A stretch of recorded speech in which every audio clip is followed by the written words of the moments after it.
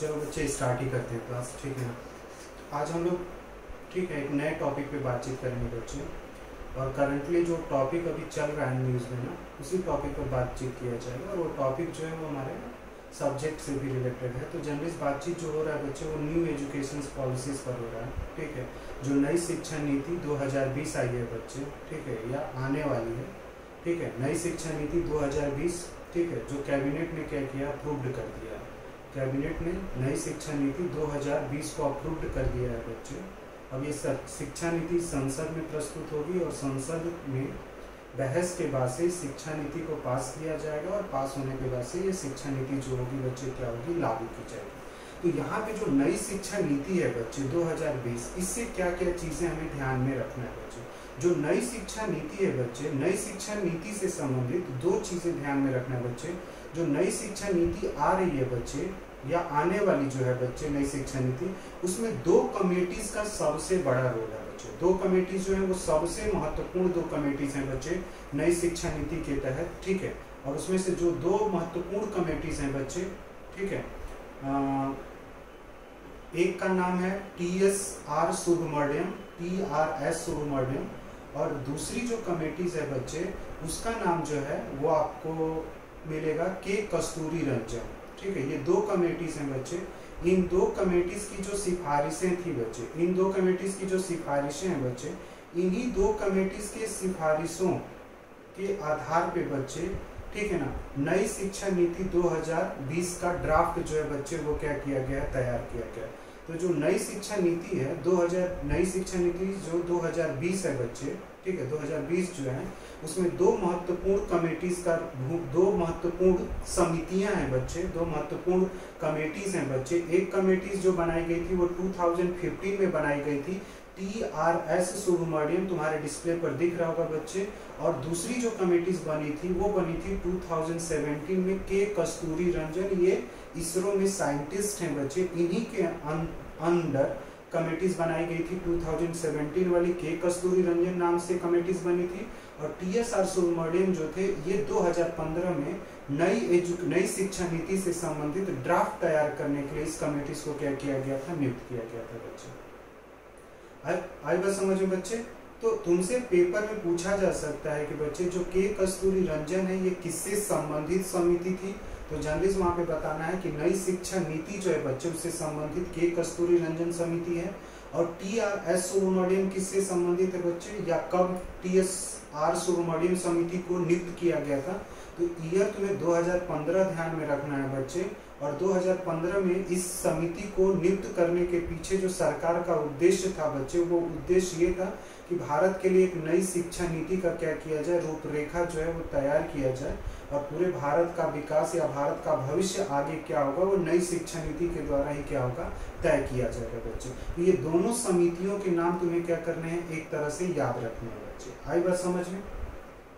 दूसरी जो नई शिक्षा नीति 2020 है बच्चे, इसमें एक और भी चीज जो है बातचीत हो रही है, काफी उस पर बातचीत हो रही है। वो बातचीत हो रही है मानव संसाधन विकास मंत्रालय, जो MHRD था बच्चे, उसका नाम बदलने की बात की गई है नई शिक्षा नीति में, और उसका नाम बदल कर क्या रखा जाएगा, शिक्षा मंत्रालय रखा जाएगा। तो जो MHRD है बच्चे, मानव संसाधन जो मंत्रालय है आपका, ह्यूमन रिसोर्स एंड डेवलपमेंट जो मिनिस्ट्री है, उसका नाम चेंज करके लोग शिक्षा मंत्रालय रखेंगे, ठीक है। और ऐसा एक्चुअली क्या हो रहा है कि MHRD जो नाम रखा गया था बच्चे, वो 1985 में रखा गया था। पहले MHRD नाम नहीं था, शिक्षा मंत्रालय ही पहले नाम था। जो MHRD नाम रखा गया था वो 1985 में रखा गया था। तो वापस फिर से MHRD का नाम चेंज करके क्या रख दिया जाएगा, शिक्षा मंत्रालय रखा जाएगा। तो ये भी तुम्हें पेपर के लिए ध्यान में रखना है कभी भी तुमसे। और ये टॉपिक हमें से UGC नेट में ये टॉपिक कहाँ पे पूछा जाएगा बच्चे, तो हायर एजुकेशन जो है बच्चे, ठीक है ना, हायर एजुकेशन जो है पेपर 1 के सिलेबस में, उसी में ये टॉपिक जो है वो आता है। तो उसी टॉपिक को हम लोग एक तरह से कवर कर रहे हैं बच्चे। तो दो तीन चीजें बताए, K कस्तूरी रंजन का नाम याद रखना है बच्चे, ठीक है। ये 2017 में कमेटीज बनी थी, 2019 तक इसने अपनी एक रिपोर्ट तैयार कर दी थी।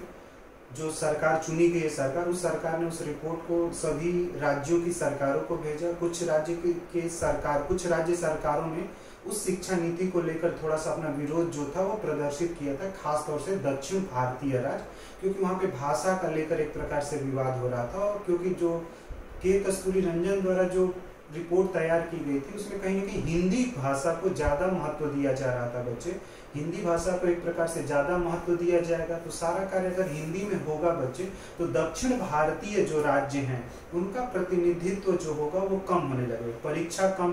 परीक्षाएं जो होंगी वो मान लो कि हिंदी माध्यम से होंगी, तो बेनिफिट्स किसको मिलेगा? हिंदी भाषी लोगों को ज़्यादा बेनिफिट्स मिलेगा, नौकरियों में भी बेनिफिट्स मिलेगा, हर जगह पे उनका प्रतिनिधित्व क्या हो सकता है? ज़्यादा हो सकता है। तो इस चीज़ को देखते हुए बच्चे, इस चीज़ को देखते हुए दक्षिण भारतीय जो राज्य थे उन्होंने काफ़ी इस चीज़ का क्या किया था? विरोध किया। तो उस विरोध के बाद से शिक्षा जो नीति थी बच्चे 2019 और 20 दोनों एक साथ लेते हैं, 2019 और 20, तो उसमें कुछ एक तरह से सरकार ने, ठीक है ना, मतलब सांसदों से सुझाव लिया, जो अभिभावक हैं बच्चे, पेरेंट्स हैं, उनसे भी इसमें सजेशंस लिए गए हैं, ग्राम पंचायतों से भी सजेशंस लिया गया, ब्लॉक को इन्वॉल्व किया गया, डिस्ट्रिक्ट को इन्वॉल्व किया गया, मतलब लगभग 4 लाख लोगों से इस शिक्षा नीति पर एक प्रकार से क्या लिया गया है बच्चे?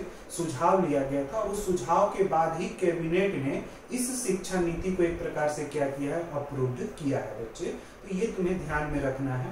हाँ, जैसे अंग्रेजी भाषा जो था बच्चे, उसको इस शिक्षा नीति में बस अंग्रेजी एक विषय के रूप में पढ़ाया जाएगा। पहले जो अंग्रेजी का बड़ा महत्व होता था कि नहीं अंग्रेजी आपको आना चाहिए, नहीं, अब अंग्रेजी जो है वो एक भाषा के रूप में पढ़ाया जाएगा। एक भाषा के तरह से एक विषय के रूप में लोगों को क्या करना है? अंग्रेजी पढ़ाई जाएगी। बाकी आप जिस भाषा में कंफर्टेबल हैं बच्चे, हिंदी भी रखा गया है, अंग्रेजी भी रखी गई है और मातृभाषा भी रखी गई है, कि जो नई शिक्षा नीति है बच्चे, उसमें जो शिक्षा दिया जाएगा, उसमें जो हम बच्चों को सिखाएंगे, ठीक है, उनके लर्निंग स्किल को बिल्ड करने के लिए हमें जो अप्रोच यूज करना है बच्चे, वो मैटरनल लैंग्वेज या मदर टंग में आप सिखाइए उनको, या फिर वो जिस क्षेत्र में है उस क्षेत्र की जो एक रीजनल लैंग्वेज होगी उसमें आप सिखा सकते हैं बच्चे, हिंदी में सिखा सकते हैं और जर्नलिस्ट क्या कर सकते हैं? इंग्लिश में सिखा सकते हैं बच्चे। तो ये चीजें नई शिक्षा नीति में रखा गया है बच्चे। तो नई शिक्षा नीति में भी 3 लैंग्वेज फॉर्मूला है, ध्यान में रखना, 3 सूत्रीय भाषा है बच्चे। 3 लैंग्वेज फॉर्मूला उसको बोलते हैं, मतलब मदर टंग / मदर टंग के साथ साथ जो आपका आ जाता है, ठीक है, मदर टंग के साथ साथ जो चीजें आ जाएंगी, ठीक है, मदर टंग के साथ साथ जो चीजें आएंगी उसमें आपका रीजनल भाषा भी, मदर टंग और रीजनल को एक साथ रखा गया, हिंदी और अंग्रेजी भाषा बच्चे। इसको एक प्रकार से यही भाषा के माध्यम होंगे। अंग्रेजी एक विषय के रूप में पढ़ाया जाएगा सभी लोगों को, ठीक है ना। तो ये चीजें भी जर्नलिस्ट ध्यान में रखना है कि अंग्रेजी जो है विषय के रूप में पढ़ाया जाएगा। सतीश आवाज आ रही है बच्चे? हाँ प्रियंका, 1 मिनट रुक जाए, 1 मिनट प्रियंका, मैं बात करता हूँ तुमसे। सतीश आवाज आ रही है मेरी? सतीश आवाज आ रही है? विनीता आवाज आ रही है बच्चे? विनीता आवाज आ रही है बच्चे? ठीक है बच्चे, तो आज हम लोग जो बात कर, ठीक है बच्चे, आज हम जो बात कर रहे हैं ना वो हायर एजुकेशन में जो नई एजुकेशन पॉलिसीज आई है बच्चे, वही मैं समझा रहा हूँ, ठीक है। न्यू एजुकेशन पॉलिसीज का जो ड्राफ्ट तैयार होकर अभी कैबिनेट ने अप्रूवल दिया है, उसमें क्या क्या पॉइंट्स हैं वही मैं डिस्कस कर रहा था, ठीक है। क्लियर है? ठीक है बच्चे। हाँ प्रियंका बोलो, क्या बोल रही थी बच्चे?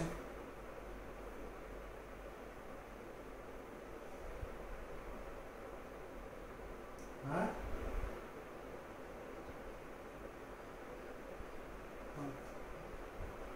ना, ये कहने का मतलब ये हो कि हद से ज़्यादा किसी भाषा को महत्व नहीं देना। पहले क्या हो रहा था कि अंग्रेजी को बहुत अधिक महत्व देने की वजह से जो हिंदी है बच्चे, उसका प्रभाव क्या हो रहा था? कम हो रहा था बच्चे। एक्चुअली है हिंदी एक भाषा के तरह से आप सिखाइए लोगों को, लेकिन उसका जिस तरह से आप हवाबाजी करते हैं ना कि नहीं इंग्लिश ही हर जगह पे कंपलसरी होगा, इंग्लिश एप्टीट्यूड होना चाहिए, वो चीज़ें नहीं होना चाहिए। इंग्लिश एक सब्जेक्ट की तरह से पढ़ा जाए, तुम्हें इंग्लिश आए वो अच्छी चीज़ होती है, क्योंकि हो सकता है कभी फॉरेन में रिसर्च करने की ज़रूरत पड़ जाए बच्चे, तो वहाँ पे इंग्लिश ही तुम्हें सपोर्ट करेगा, या फॉरेन सब्जेक्ट टॉपिक्स को फॉरेन जर्नल्स पढ़ने बच्चे, तो वहाँ पे तो कहने का मतलब इंग्लिश मुझे आनी चाहिए, ठीक है, इंग्लिश भी आनी चाहिए। लेकिन कहने का मतलब ये है बच्चे कि इंग्लिश को इतना ज़्यादा इम्पोर्टेंस न दे दिया जाए कि जो रीजनल लैंग्वेज है बच्चे वो दब जाए, या फिर आपकी जो खुद की लैंग्वेज है, हिंदी जैसे आपकी एक लैंग्वेज है बच्चे, तो वो कहीं ना कहीं दब जाए इंग्लिश के चक्कर में बच्चे। क्योंकि जैसे दक्षिण भारतीय जो राज्य हैं बच्चे, वो लोग भी अपने मदर टंग को ही बहुत अधिक प्रेफरेंस देते हैं। जो उनकी मातृभाषा है बच्चे, उधर जो उनका मदर टंग है उसी को ज़्यादा वो लोग भी महत्व देते हैं। इंग्लिश जो है वो एक सहायक भाषा की तरह से है बच्चे, तो वो लोगों को अब समझाना पड़ेगा कि इसको एक सहायक भाषा की तरह से ही आप देखें। इंग्लिश आए अच्छी बात होती है कि बहुत सारी चीज़ों को पढ़ने के लिए इंग्लिश होनी चाहिए, बिना इंग्लिश के तो हम बहुत सारी चीज़ों को सीख भी नहीं सकते हैं। तो इंग्लिश जैसी चीज़ें होनी चाहिए, ठीक है, उसका एक रोल होना चाहिए, भूमिका होनी चाहिए, लेकिन उस पर बहुत ज़्यादा बल देना ठीक नहीं है बच्चे। आई बात समझ में? वरना तुम देखते हो कि जैसे हिंदी मीडियम, अब जैसे जर्नलिस्ट कहने का, जैसे मान लो कि तुम सभी लोग हिंदी मीडियम से पेपर दोगे बच्चे, तुम लोग का पोल साइंस का पेपर जो होगा बच्चे वो हिंदी में होगा। अब मान लो कि पेपर अगर बना दिया जाए इंग्लिश में और उसकी जो ट्रांसलेशंस की जा रही है बच्चे वो हिंदी, ना तो तुमने पढ़ा है ना तो मैंने पढ़ा है बच्चे, तो तुम्हें उस परीक्षा में एडवांटेज मिलेगा या डिसएडवांटेज मिलेगा बच्चे? तो तुम तो चाहोगे ना बच्चे कि अगर क्वेश्चंस पेपर जिस तरह से इंग्लिश में आप बना रहे हैं बच्चे, उसी तरह से उसका एक्चुअल ट्रांसलेशंस, ठीक है ना, हिंदी में भी होना चाहिए, उसका ट्रांसलेशन गूगल से नहीं होना चाहिए, ठीक है। क्यों? क्योंकि अगर वो पेपर इंग्लिश में बना बच्चे तो इंग्लिश वाले को ज्यादा एडवांटेज मिलेगा उसमें स्कोर करने में बच्चे। हिंदी मीडियम वाले को पता चला कि क्वेश्चन ही नहीं समझ में आ रहा है, जबकि वो टॉपिक उस टॉपिक को पढ़ रखा है बच्चे, तो वहाँ पे ये दिक्कत होती है बच्चे। इसलिए उसे एक सब्जेक्ट की तरह से रखा जाए और हिंदी पर भी हम ज़्यादा बल दें। जो क्षेत्रीय भाषाएं हैं बच्चे, उन पर भी बल देने की बात हो रही है। यहाँ तक कि नई शिक्षा नीति में ये भी इन्होंने बोला है कि जैसे आने वाला टाइम जो होगा वो तो पूरा का पूरा इंफॉर्मेशन एंड टेक्नोलॉजी का होगा बच्चे, तो आने वाले टाइम में ये हो रहा है कि पूरा का पूरा जो ई कंटेंट यानी ई कोर्स जो है बच्चे, वो क्षेत्रीय भाषाओं में भी क्या किए जाए, तैयार किए जाए बच्चे, ठीक है ना। क्षेत्रीय भाषाओं में भी कोर्स को क्या किया जाए, एक तरह से तैयार किया जाए, जिससे कि लोग ज्यादा से ज्यादा क्या कर सकें, पढ़ सकें और समझ सकें बच्चे। अभी जो ई कंटेंट बन रहा है यूजीसी के द्वारा बच्चे, यूनिवर्सिटीज ग्रांट कमीशन ने जो अभी तक ई कंटेंट बनाया है, अगर ई पीजी पाठशाला पे जाकर देखोगे बच्चे, तो वो कंटेंट, ज्यादातर कंटेंट जो है वो इंग्लिश में है बच्चे। हिंदी में कंटेंट जो है वो बहुत कम है बच्चे, ठीक है। तुम्हें अगर पीडीएफ भी किसी टॉपिक का पढ़ना है तो वो कंटेंट तुम्हें हिंदी में नहीं मिलेगा, वो कंटेंट तुम्हें पढ़ने के लिए इंग्लिश में मिलता है बच्चे। तो कहने का मतलब हम जितना इंग्लिश पे काम कर रहे हैं बच्चे, उतना ही हमें अन्य भाषाओं पर भी क्या करना चाहिए, काम करना चाहिए। ये नई शिक्षा नीति में बोला जा रहा है। मतलब भाषा को लेकर एक प्रकार की क्या है बच्चे, लचीलापन है, फ्लेक्सिबिलिटीज है, ठीक है, कि आप खास तौर से, वैसे तो माना यही जाता है कि बच्चों को सिखाने का सबसे जो बेहतर मीडियम होता है, माध्यम जो होता है भाषा में, वो मातृभाषा होती है बच्चे। हम मैटरनल लैंग्वेज में बच्चों को ज़्यादा सिखा सकते हैं और बच्चों के अंदर हम लोग ज़्यादा से ज़्यादा ज्ञान को क्या कर सकते हैं, बढ़ावा दे सकते हैं। मतलब उनके ज्ञान की जो वृद्धि है बच्चे, वो मातृभाषा में कहीं ज़्यादा हो सकती है। ऐसा काफ़ी रिसर्च पेपरों में माना गया है बच्चे, कि बच्चों को अगर उनकी मातृभाषा में हम पढ़ा रहे हैं तो ज़्यादा कहीं ना कहीं उपयोगी होगा बच्चे, और उपयोगी होता है। इंग्लिश में हम जब पढ़ाते हैं बच्चे, तो बहुत सारे बच्चों को इंग्लिश अगर प्रैक्टिसेस में नहीं है बच्चे, घर में प्रैक्टिसेस में नहीं है, सोसाइटी में प्रैक्टिसेस में नहीं है, तो हमें इंग्लिश में जो चीज़ें हम पढ़ते हैं बच्चे, वो समझ नहीं पाते हैं उस चीज़ का, उसकी उपयोगिता को समझ नहीं पाते हैं, उसको अप्लाई नहीं कर पाते हैं बच्चे, उसको हम रटना शुरू कर देते हैं। तो अभी तक की जो एजुकेशन पॉलिसीज थी बच्चे, वो रटने पर बहुत अधिक बल दे रही थी, बच्चों के रटने पर बच्चे।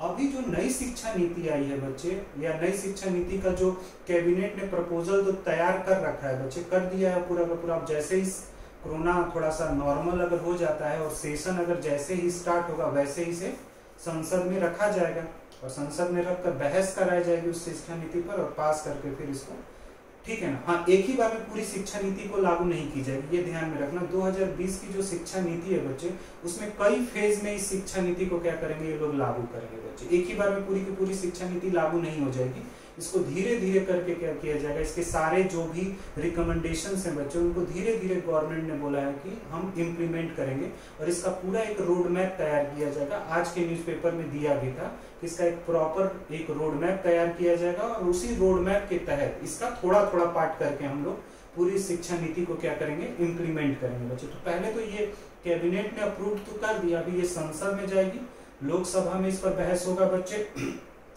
राज्यसभा में बहस होगा, कुछ राज्य भी हो सकते हैं कि अपने कुछ सुझाव दें। तो उन सुझावों पर भी बहस होगा बच्चे। देन उसके बाद राष्ट्रपति अगर इस शिक्षा नीति को अपना परमिशंस दे देते हैं बच्चे, तो ये शिक्षा नीति एक तरह से क्या हो जाएगी, लागू हो जाएगी। क्योंकि इसमें राज्यों का सलाह लेना आवश्यक है बच्चे, क्योंकि शिक्षा जो है वो समवर्ती सूची का भाग होता है। शिक्षा जो है बच्चे वो कॉन्करेंट लिस्ट का पार्ट होता है, ये सभी को पता है तुम लोग को। पहले ये स्टेट लिस्ट का पार्ट होता था, बाद में इसको कॉन्करेंट लिस्ट का पार्ट बना दिया गया।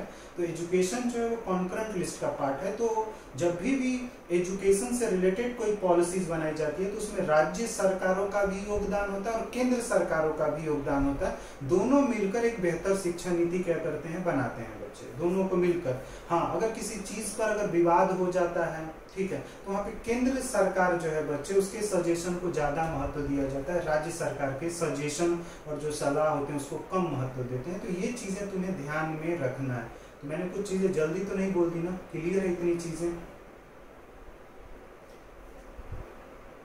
हाँ बच्चे बोल। हाँ हाँ, ये मतलब इस इंडियन स्पेस रिसर्च ऑर्गेनाइजेशन जो था बच्चे, जो के कस्तूरी रंजन है बच्चे, ठीक है, ये कमेटीज बनाई गई थी न्यू एजुकेशन पॉलिसीज के लिए। न्यू एजुकेशन पॉलिसीज के लिए इस कमेटीज ने, के कस्तूरी रंजन ने केंद्रीय सरकार को कुछ सलाह दिए थे शिक्षा नीति से, शिक्षा से संबंधित नीतियों पे बच्चे। तो वही ये जो है के कस्तूरी रंजन जो है बच्चे, वो इसरो साइंटिस्ट हैं बच्चे। इन्हीं के अंडर न्यू एजुकेशन पॉलिसीज के लिए कमेटीज बनाई गई थी 2017 में। ये कमेटीज ने अपनी रिपोर्ट 2019 तक दी थी। फिर 2019 में जब रिपोर्ट आई तो वो रिपोर्ट राज्य सरकार और पब्लिक के बीच में वो रिपोर्ट डाली गई थी अपने सलाह और सुझाव के लिए बच्चे।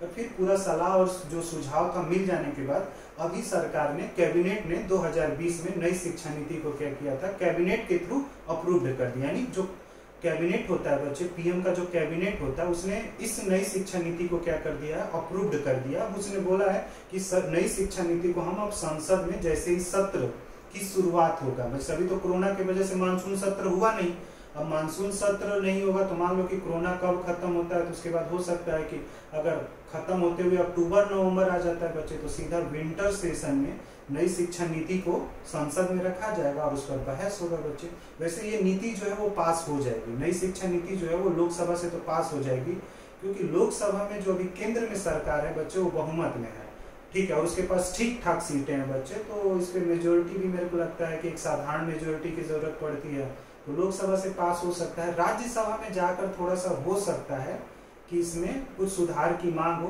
और हो सकता है कि लोकसभा में भी मांग करें, जो विपक्ष में लोग बैठे हुए हैं वो एक प्रकार से इसमें मांग करें बच्चे सुधार की, ठीक है ना। जैसे माकपा, मार्क्सिस्ट कम्युनिस्ट जो पार्टी है बच्चे, वो तो इस शिक्षा नीति का विरोध कर रही है, ठीक है ना। लेकिन अभी और अन्य जो पार्टियां हैं बच्चे, वो अभी नहीं आई कि वो उस पार्टी इस शिक्षा नीति का समर्थन कर रहे हैं या विरोध कर रहे हैं। तो अगर विरोध करेंगे तो कुछ कारण उन्होंने निकाला होगा इस शिक्षा नीति की, उसी कारण पे लोग क्या करेंगे, संसद में जब सत्र शुरुआत होगा, सत्र जब शुरू होगा बच्चे, तो उसमें नई शिक्षा नीति को पूरा का पूरा क्या किया जाएगा, डिस्कस किया जाएगा बच्चे।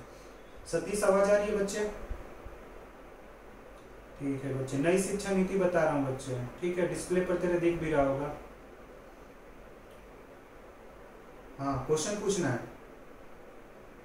पूछ।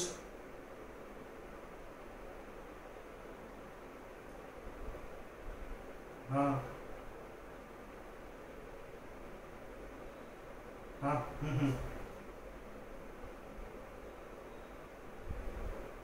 वो सारा अभी तेरे डिस्प्ले पर सारा दिखा मिल जाएगा। अभी मैं उसी पॉइंट पे आ ही रहा हूँ बच्चे, ठीक। हाँ, वो तेरे डिस्प्ले पर दिख रहा होगा, वो तेरे को क्लियर हो जाएगा। जहाँ पे 5 लिखा होगा उसमें तू देख भी सकता है कि प्री प्राइमरी स्कूल जो है वो 3 वर्ष का है, ठीक है। फिर इसके बाद क्लास 1 में आएंगे एंड देन क्लास 2 में आएंगे बच्चे, उसी पर बात कर रहा हूँ। चलो आगे जो पॉइंट है बच्चे, तुम लोग के डिस्प्ले पर शो कर रहा होगा बच्चे, 10+2 फॉर्मेट को पूरी तरह से खत्म कर दिया गया है। और 10+2 जो फॉर्मेट था बच्चे, उसके जगह पे गवर्नमेंट ने नया फॉर्मेट इंट्रोड्यूस किया गया है नई शिक्षा नीति में, 5+3+3+4, ठीक है, 5+3+3+4। ये फॉर्मेट तुम्हें याद भी रखना है बच्चे। तुमसे पेपर में ये पूछा जा सकता है कि 5+3+3+4 का जो फॉर्मेट है ये किस शिक्षा नीति का पार्ट है बच्चे, किस शिक्षा नीति में ये मेथड जो है वो अडॉप्ट किया गया है। तो एक्चुअली ये जो 10+2 का पहले फॉर्मेट चला रहा था बच्चे, उसके जगह पे प्लस 5+3+3+4 फॉर्मेट है 10+2। यानी पहले जो था बच्चे पूरा का पूरा जो तुम्हारा प्राइमरी, सेकेंडरीज और सीनियर सेकेंडरीज को अगर हम लोग ऐड करते थे बच्चे तो टोटल 12 ईयर का एजुकेशन होता था। 12 वर्ष की आप क्या करते थे, शिक्षा लेते थे बच्चे, देन उसके बाद ही आपको ग्रेजुएशन करने का क्या होता था, राइट मिलता था बच्चे। 12 वर्ष की टोटल कंप्लीट आपकी एजुकेशन होती थी क्लास 1 से लेकर क्लास 12 तक का बच्चे। अब क्या हुआ है कि क्लास 1 से पहले बच्चे, क्लास 1 से पहले 3 साल का क्या होगा, प्री प्राइमरी स्कूल होगा बच्चे, ठीक है ना। जैसे कुछ इंटरनेशनल स्कूलों में तुम्हें देखने को मिलता होगा PP1, PP2, PP3, फिर उसके बाद से वो क्लास 1 में बच्चा आता है, क्लास 2 में आता है बच्चे। एक्चुअली ये जो कुछ स्कूल प्राइवेट, कुछ स्कूल इस मॉडल को क्या कर रहे थे, अडॉप्ट कर रहे थे, लेकिन ये मॉडल हमारे किसी भी एजुकेशन पॉलिसीज में नहीं था बच्चे।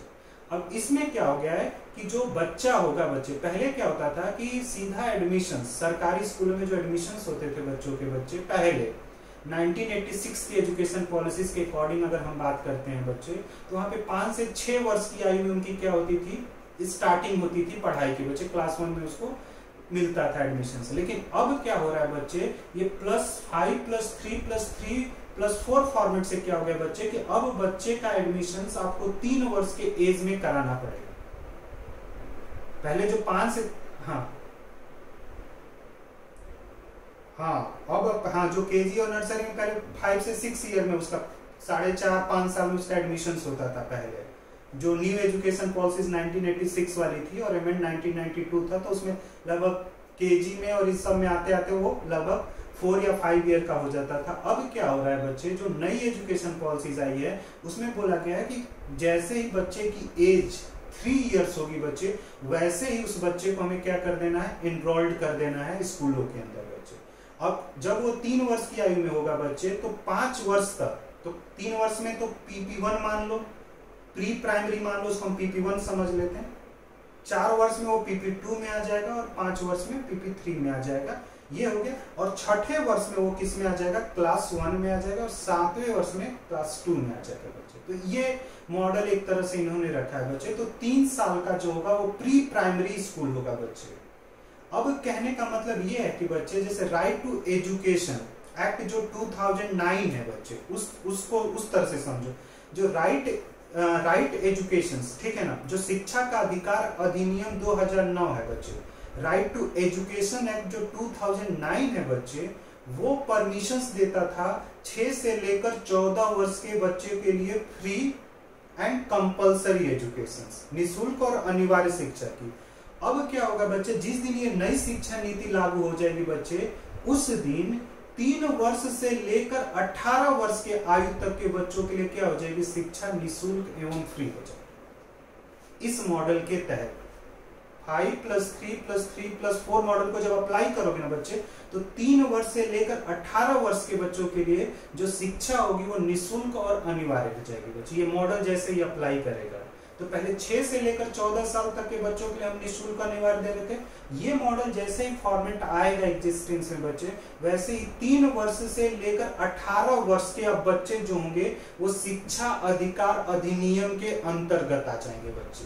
तो जो प्राइमरी लेवल पे जो आपका GRE था बच्चे, वो क्या हो जाएगा, अब और भी बढ़ जाएगा बच्चे। मतलब आपके यहाँ बच्चे पहले जो 6 वर्ष में 5 वर्ष में पढ़ाई शुरू कर रहे थे, अब 2-3 साल पहले वो क्या कर देंगे, शुरुआत कर देंगे। तो 3 वर्ष पे जनसंख्या बच्चों की क्या होगी, ज्यादा होगी कंपेयर टू 6 वर्ष बच्चे। तो जो तुम्हारा सकल नामांकन जो अनुपात होगा ना बच्चे, वो भी क्या हो जाएगा, आपका बढ़ जाएगा।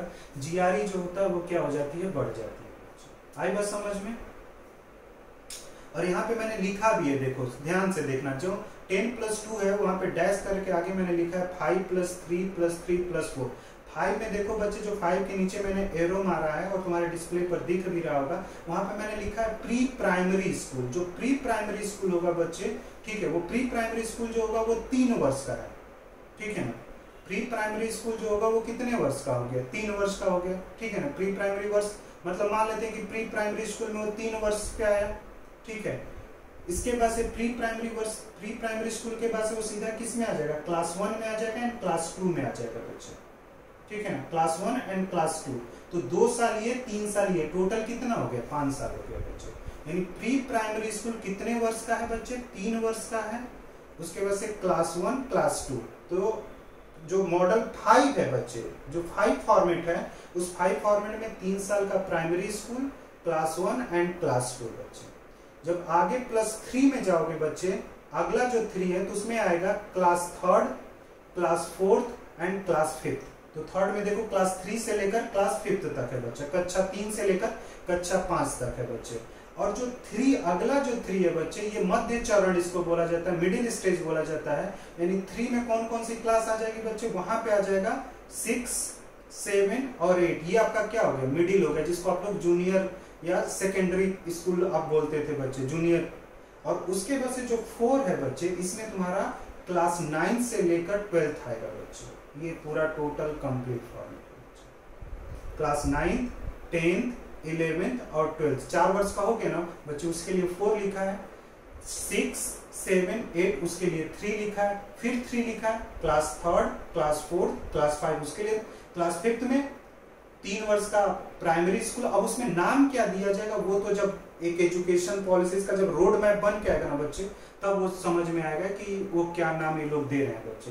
अभी तो जैसे जर्नलिस्ट तुमको इस एग्जांपल से समझने के लिए किसी प्राइवेट स्कूल का एग्जांपल ले रहे हैं, वहां पे ये लोग प्रैप 1, प्रैप 2 इस तरह से कुछ बोलते हैं, PP1, PP2 बोलकर फिर आगे वो लोग KG और क्या नर्सरी किस तरह से करते हैं। ठीक है, क्लियर है बच्चे यहाँ तक? अब इसको अगर टोटल कर लेते हैं बच्चे तो कितना हो जाता है? 5, 3, 8।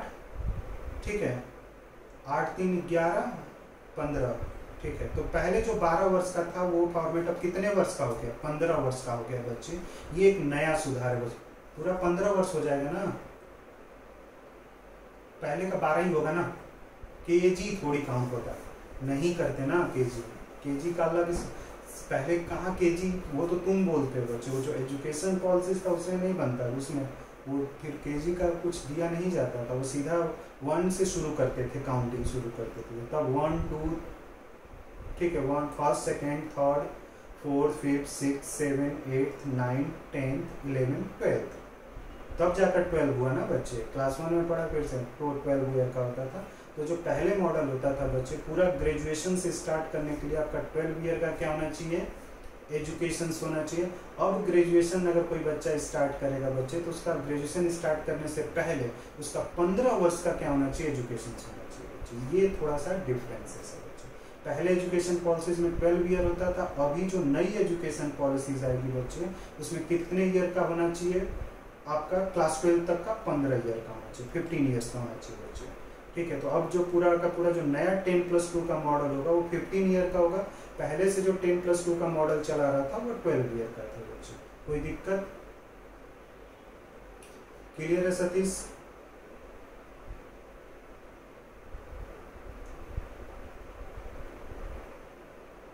हाँ हाँ,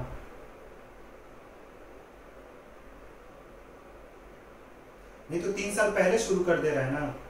12 तो है इसमें भी। हाँ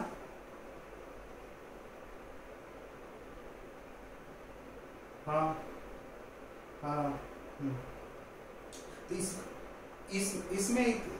इसमें ये था ना कि जो स्टार्टिंग में 3 वर्ष जो बढ़ाया जा रहा है, वो इसलिए बढ़ाया जा रहा है कि राइट टू एजुकेशन में और लोगों को क्या किया जाए? इन्वॉल्व किया जाए। जो राइट टू एजुकेशन एक्ट था बच्चे, उसमें और बच्चों को क्या किया जाए? और ऐड कर लिया जाए।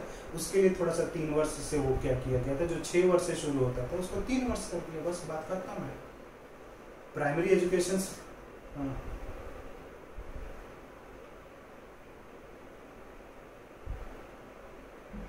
मतलब तो अब जैसे हायर एजुकेशन में मैं ग्रेजुएशन में अगर जाऊंगा बच्चे, ग्रेजुएशन में मेरा एडमिशन अगर लेगा जब भी होगा बच्चे, तो पूरा देखा जाएगा कि आपका ग्रेजुएशन में एडमिशन से पहले आपका 15 ईयर्स का एजुकेशन होना चाहिए नए मॉडल के अनुसार बच्चे।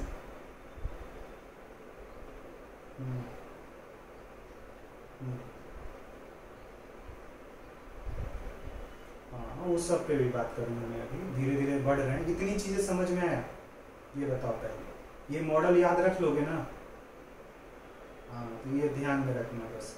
ठीक है, और तुम ये बस ध्यान में रखना है, बस इतना तुम्हें ध्यान में रखना है। ठीक है, हाँ, तुमसे पूछा कि पहले और अभी में क्या अंतर हो जाएगा, तो बस यही बोलना है कि थोड़ा सा क्या हो गया कि राइट टू एजुकेशन एक्ट जो था, उस राइट टू एजुकेशन का एडवांटेज जो है वो इस फॉर्मेट के तहत थोड़ा सा और ज्यादा मिलना शुरू हो जाएगा बच्चों को। क्योंकि पहले 6 वर्ष से शुरू होता था, अब 3 वर्ष से शुरू होंगे बच्चे, ठीक है ना। तो 3 वर्ष अगर शुरू कर रहे हैं बच्चे, तो कहने का मतलब राइट टू एजुकेशन जो एक्ट है वो ज्यादा से ज्यादा लोगों को क्या होगा, मिलेगा। पहले 6 वर्ष से शुरू होता था मिलना, 3 वर्ष से मिलेगा, तो संख्या भी क्या होगी, ज्यादा बढ़ेगी ना। पहले के होगा वही 17-18 साल में ही वो पहुंचेगा फर्स्ट ईयर में, ठीक है ना। पहुंचना उसको वही है 17 to 18 ईयर्स में प्रैक्टिकली। लेकिन कहने का मतलब ये है कि राइट टू एजुकेशन का जो दायरा था वो नए फॉर्मेट के तहत क्या हो गया, थोड़ा सा बढ़ गया, ये बताना होता है तुम्हें।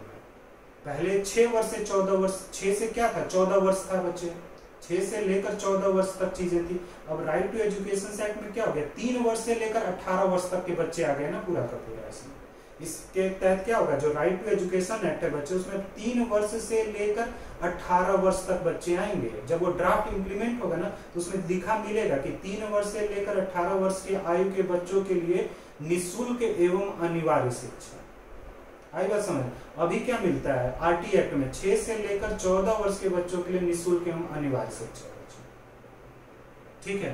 तो ये अंतर कर। हाँ सतीश, हाँ हाँ हाँ बच्चे बोल बोल, सुन रहा। हाँ हाँ हाँ हाँ हाँ हाँ बस बस, हाँ वही वाला, हाँ समझ गया, वही सेम रहेगा बस। वो 3 साल में इतना थोड़ी उसको खिलाया, मतलब जैसे किंडर गार्डन जो अप्रोच नहीं था, जो लोग बीएड करते हैं बच्चे वो किंडर गार्डन पढ़ते हैं, जेबीटी जो किया होगा वो भी किंडर गार्डन के बाद, वही है वन वाटिका बच्चे। जैसे कोमल उमल के लिए बहुत एडवांटेज हो गया, बच्चे तैयारी सही से कर ले, नौकरी मिलने के चांसेस ज्यादा हैं, क्योंकि वैकेंसीज बढ़ेगी फिर से, क्योंकि संख्या बढ़ेगा यहाँ पे, स्कूल्स भी बनाने पड़ेंगे। और क्योंकि अब 3 वर्ष से हम ले रहे हैं बच्चे, पहले 6 वर्ष से ले रहे थे, अब 3 वर्ष से लेंगे तो संख्या भी ज्यादा होगी, तो मुझे टीचर भी चाहिए, और यहाँ पे मुझे ट्रेंड टीचर चाहिए। इस लेवल पे तो बहुत ट्रेंड टीचर चाहिए। हाँ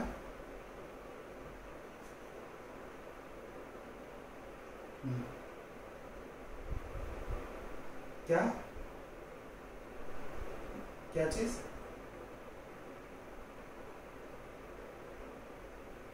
एक लेवल तक मतलब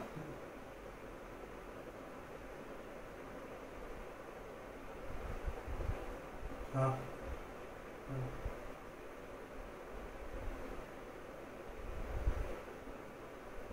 हाँ हाँ हाँ, तो उसमें तो हमें टीचर चाहिए ना, कि अगर बच्चों का रेशियो अगर बढ़ता है बच्चे, तो टीचर भी तो उसी रेशियो में तुम्हें बढ़ाने पड़ेंगे।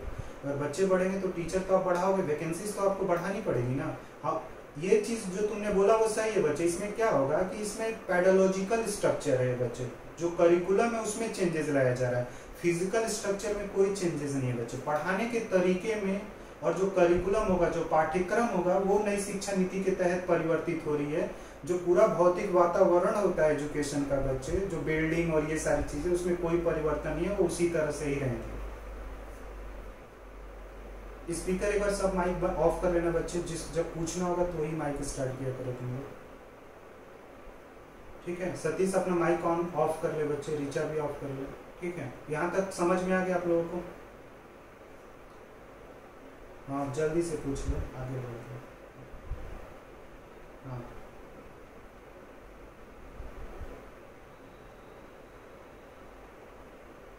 हाँ हम्म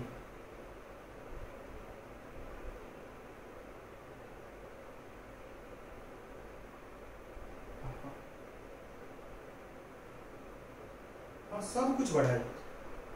नहीं नहीं, वो तो बढ़ाना ही पड़ेगा ना, स्पेस भी आपको बढ़ाना पड़ेगा, सब कुछ है, तो उसमें सब कुछ है उसका। वही मैंने बोला ना, शुरू में ही मैंने तुम लोगों को बोला था कि ये एक्चुअली इस पॉलिसीज को धीरे धीरे इम्प्लीमेंट किया जाएगा, एक ही बार ये पॉलिसीज इम्प्लीमेंट नहीं होगी बच्चे। ये पॉलिसीज को धीरे धीरे प्रॉपर, इसका गवर्नमेंट एक रोड मैप तैयार करेगी, और धीरे धीरे करके इस पॉलिसीज का जो भी रिकमेंडेशन है बच्चे, जब ये पॉलिसीज अप्रूव हो जाएगी पार्लियामेंट से, तो धीरे धीरे सभी चीजों को क्या किया जाएगा, इम्प्लीमेंट किया जाएगा बच्चे, ठीक है। एक ही बार सब चीज को नहीं, फोर्स से एक ही बार पूरी की पूरी चीजों को इम्प्लीमेंट नहीं कर दे, वरना पूरा इनस्टेबिलिटी से क्रिएट हो जाएगी ना, स्थिरता नहीं रहेगा, पूरा का पूरा डिस्टर्ब हो जाएगा बच्चे कि एक ही बार में आपने कर दिया। तो उसको धीरे धीरे ये लोग करेंगे, बढ़ाएंगे बच्चे। आई बात समझ में? माइक ऑफ कर लेना अपना। ठीक है, आगे जब आओगे बच्चे तो जनरली एक चीज और खास बात है न्यू एजुकेशन पॉलिसीज में। पहले एक्चुअली क्या होता था कि तुम लोगों ने देखा होगा कि स्ट्रीम डिवीजन होता था बच्चे, ठीक है ना। स्ट्रीमों को क्या कर दिया था, डिवाइड कर दिया जाता था। कुछ लोग आर्ट्स स्ट्रीम से होते थे, कुछ लोग कॉमर्स स्ट्रीम से होते थे, कुछ लोग साइंस स्ट्रीम से। अब जो न्यू एजुकेशन पॉलिसीज है बच्चे, उसमें स्ट्रीम और डिसिप्लिन यानी स्ट्रीम और अनुशासन की जो कहानी है ना, वो पूरी तरह से क्या कर दी गई है, समाप्त कर दी गई है बच्चे। अब आर्ट्स स्ट्रीम नहीं होगा, कॉमर्स स्ट्रीम नहीं होगा, साइंस स्ट्रीम नहीं होगा, इस तरह की कोई कहानी नहीं चलेगी स्ट्रीम वाली बच्चे। अब कहने का मतलब अगर कोई साइंस पढ़ रहा है बच्चे, तो वो अगर मानविकीय विषय लेकर पढ़ना चाहता है तो मानविकीय विषय भी लेकर पढ़ सकता है बच्चे। साइंस का बच्चा ये कॉमर्स में से कोई विषय उसको लेकर पढ़ना है तो उस विषय को भी लेकर वो पढ़ सकता है बच्चे। तो ये एक फ्लेक्सिबिलिटीज दे रहे हैं, लेकिन ये कैसे काम करेगा अभी पता नहीं है मेरे को बच्चे। बस ये तुम्हें ध्यान में रखना है कि इसमें जो स्कूलों में आर्ट्स, कॉमर्स और जो साइंस का स्ट्रीम था बच्चे, जो डिवीजन होता था, उस डिवीजन को न्यू एजुकेशन पॉलिसीज के थ्रू क्या किया गया है, समाप्त किया गया है। कि जो नया एजुकेशन पॉलिसीज आएगी बच्चे, उसको स्ट्रीम में हम क्या करेंगे, डिवाइड नहीं करेंगे, ठीक है। अलग अलग स्ट्रीम नहीं बनाए जाएंगे, ठीक है। एक कॉमन स्ट्रीम होगा और जो बच्चा जो करिकुलम लेना चाहता है, जो पाठ्यक्रम लेना चाहता है, वो पाठ्यक्रम आसानी से ले सकता है बच्चे। इस तरह की व्यवस्था न्यू एजुकेशन पॉलिसीज में की जा रही है बच्चे। आई बात समझ में?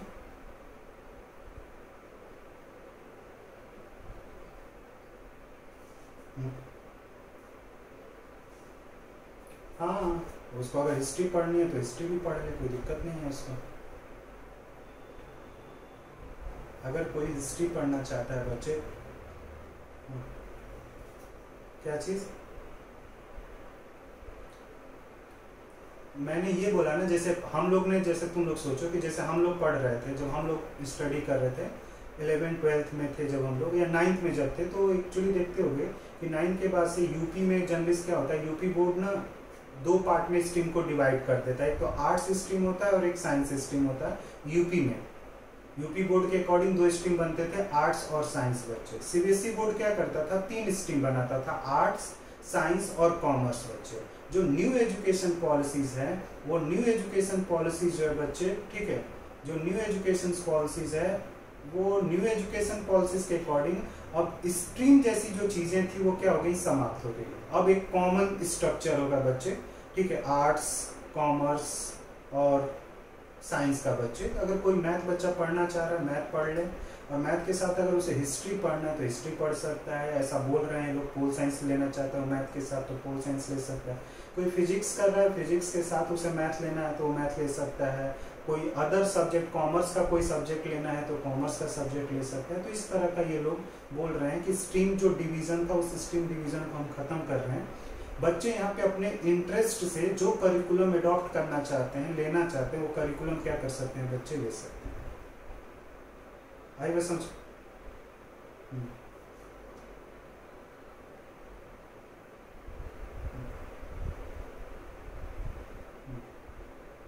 हाँ, ये चॉइस हो सकता है क्या। कुछ बच्चे ऐसे भी होते हैं, जैसे कुछ मैथ साइंस बैकग्राउंड से होते हैं, उनको लगता है कि नहीं यार पॉलिटिक्स में मेरा इंटरेस्ट है, लेकिन अब पता चल रहा है कि 12th में तो उसे फिजिक्स पढ़ना पड़ रहा है, मैथ पढ़ना पड़ रहा है, केमिस्ट्री पढ़नी पड़ रही है, हिंदी पढ़ना पड़ रहा है, इंग्लिश पढ़, वहाँ पे उसके पास ऑप्शंस होगा। वो चाहता है केमिस्ट्री नहीं पढ़ना, तो केमिस्ट्री छोड़कर उसके जगह पे कोई दूसरा एक सब्जेक्ट वो ले सकता है। ये ऑप्शन उसको मिल जाएगा, ठीक है। जरूरी नहीं कि केमिस्ट्री होना चाहिए। और ये भी जो कि ग्रेजुएशन में जैसे मैथ और फिर जो कॉम्बिनेशन चलता था ना ग्रेजुएशन में कि ये कॉम्बिनेशन आपके पास होना चाहिए, वो कॉम्बिनेशन भी बाद में खत्म हो जाएगा, ठीक है, इस स्ट्रक्चर के अकॉर्डिंग। आई बात समझ में बच्चे? इतनी चीजें क्लियर है बच्चे? ठीक है, एक चीज और ध्यान में रखना है बच्चे, ठीक है, डिस्प्ले हो रहा है नोट्स या नहीं हो रहा है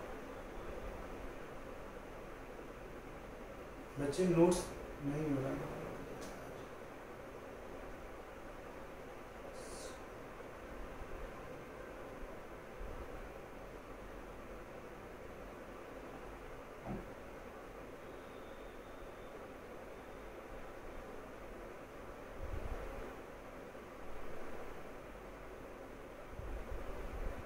अब हो रहा है बच्चे?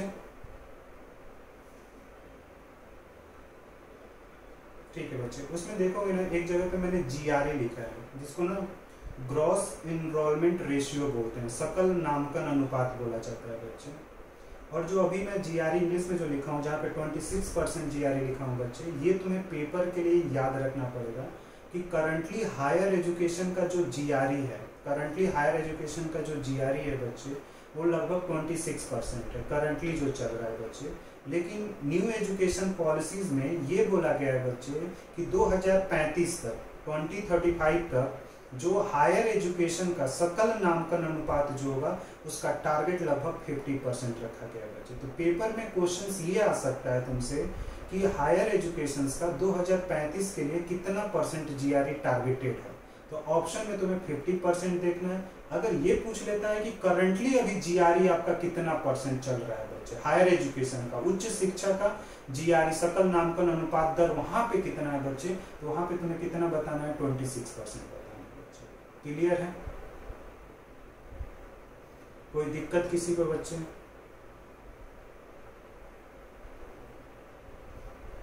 सभी को आवाज आ रही है मेरी कि नहीं?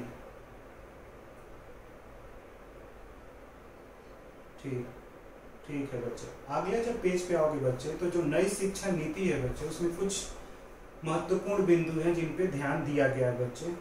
शिक्षकों के साथ साथ अभिभावकों को भी जागरूक करने पर जोर दिया गया है बच्चे। यहाँ पे हम लोग शिक्षकों को भी जागरूक किया जाएगा इस शिक्षा नीति के तहत, और अभिभावकों को भी जागरूक किया जाएगा, क्योंकि ये शिक्षा नीति जो है ना बहुत अधिक फ्लेक्सिबल है बच्चे। तो कहने का मतलब एक पेरेंट्स जो थे बच्चे, पहले अपने बच्चों पे दबाव बनाते थे, नहीं आपको इंजीनियरिंग करना है, साइंस फील्ड में जाना है, कॉमर्स में जाना है, आर्ट्स में तो कुछ नहीं होता। उस चीज को लेकर थोड़ा सा एक बच्चों के ऊपर जो प्रेशर था बच्चे, वो क्या होगा इस नई शिक्षा नीति के तहत क्या होगा, कम होगा बच्चे। कि पेरेंट्स जो चाहते हैं वो भी हो जाएगी इसमें, और वो बच्चे का जो इंटरेस्ट है बच्चे, वो भी वो करिकुलम में क्या कर सकता है, अडॉप्ट कर सकता है बच्चे। तो बाद में जो उसको एक फ्रस्ट्रेशन होता था बच्चे, उस फ्रस्ट्रेशन से क्या हो सकता है, बच सकता है बच्चे। दूसरा, शिक्षकों की रिस्पॉन्सिबिलिटी जो है बच्चे, वो न्यू एजुकेशन पॉलिसीज के तहत अब बढ़ गई है।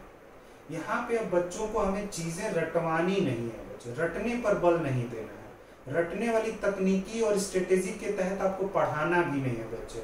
अब बच्चों को इस तरह से पढ़ाना है जिससे कि ज्ञान में वृद्धि हो बच्चे, उनके ज्ञान में क्या होनी चाहिए, वृद्धि होनी चाहिए, और उनके कौशलों का आपको क्या करना है, विकास करना है बच्चे। क्लास 6 से ही बोला जा रहा है कि बच्चों को कोडिंग सिखाया जाए और मैथ जैसी चीजें।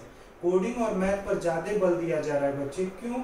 क्योंकि बच्चों में कल्पना शक्ति का क्या किया जाए, विकास किया जाए बच्चे, जिससे कि वो रचनात्मक चिंतन कर सके बच्चे।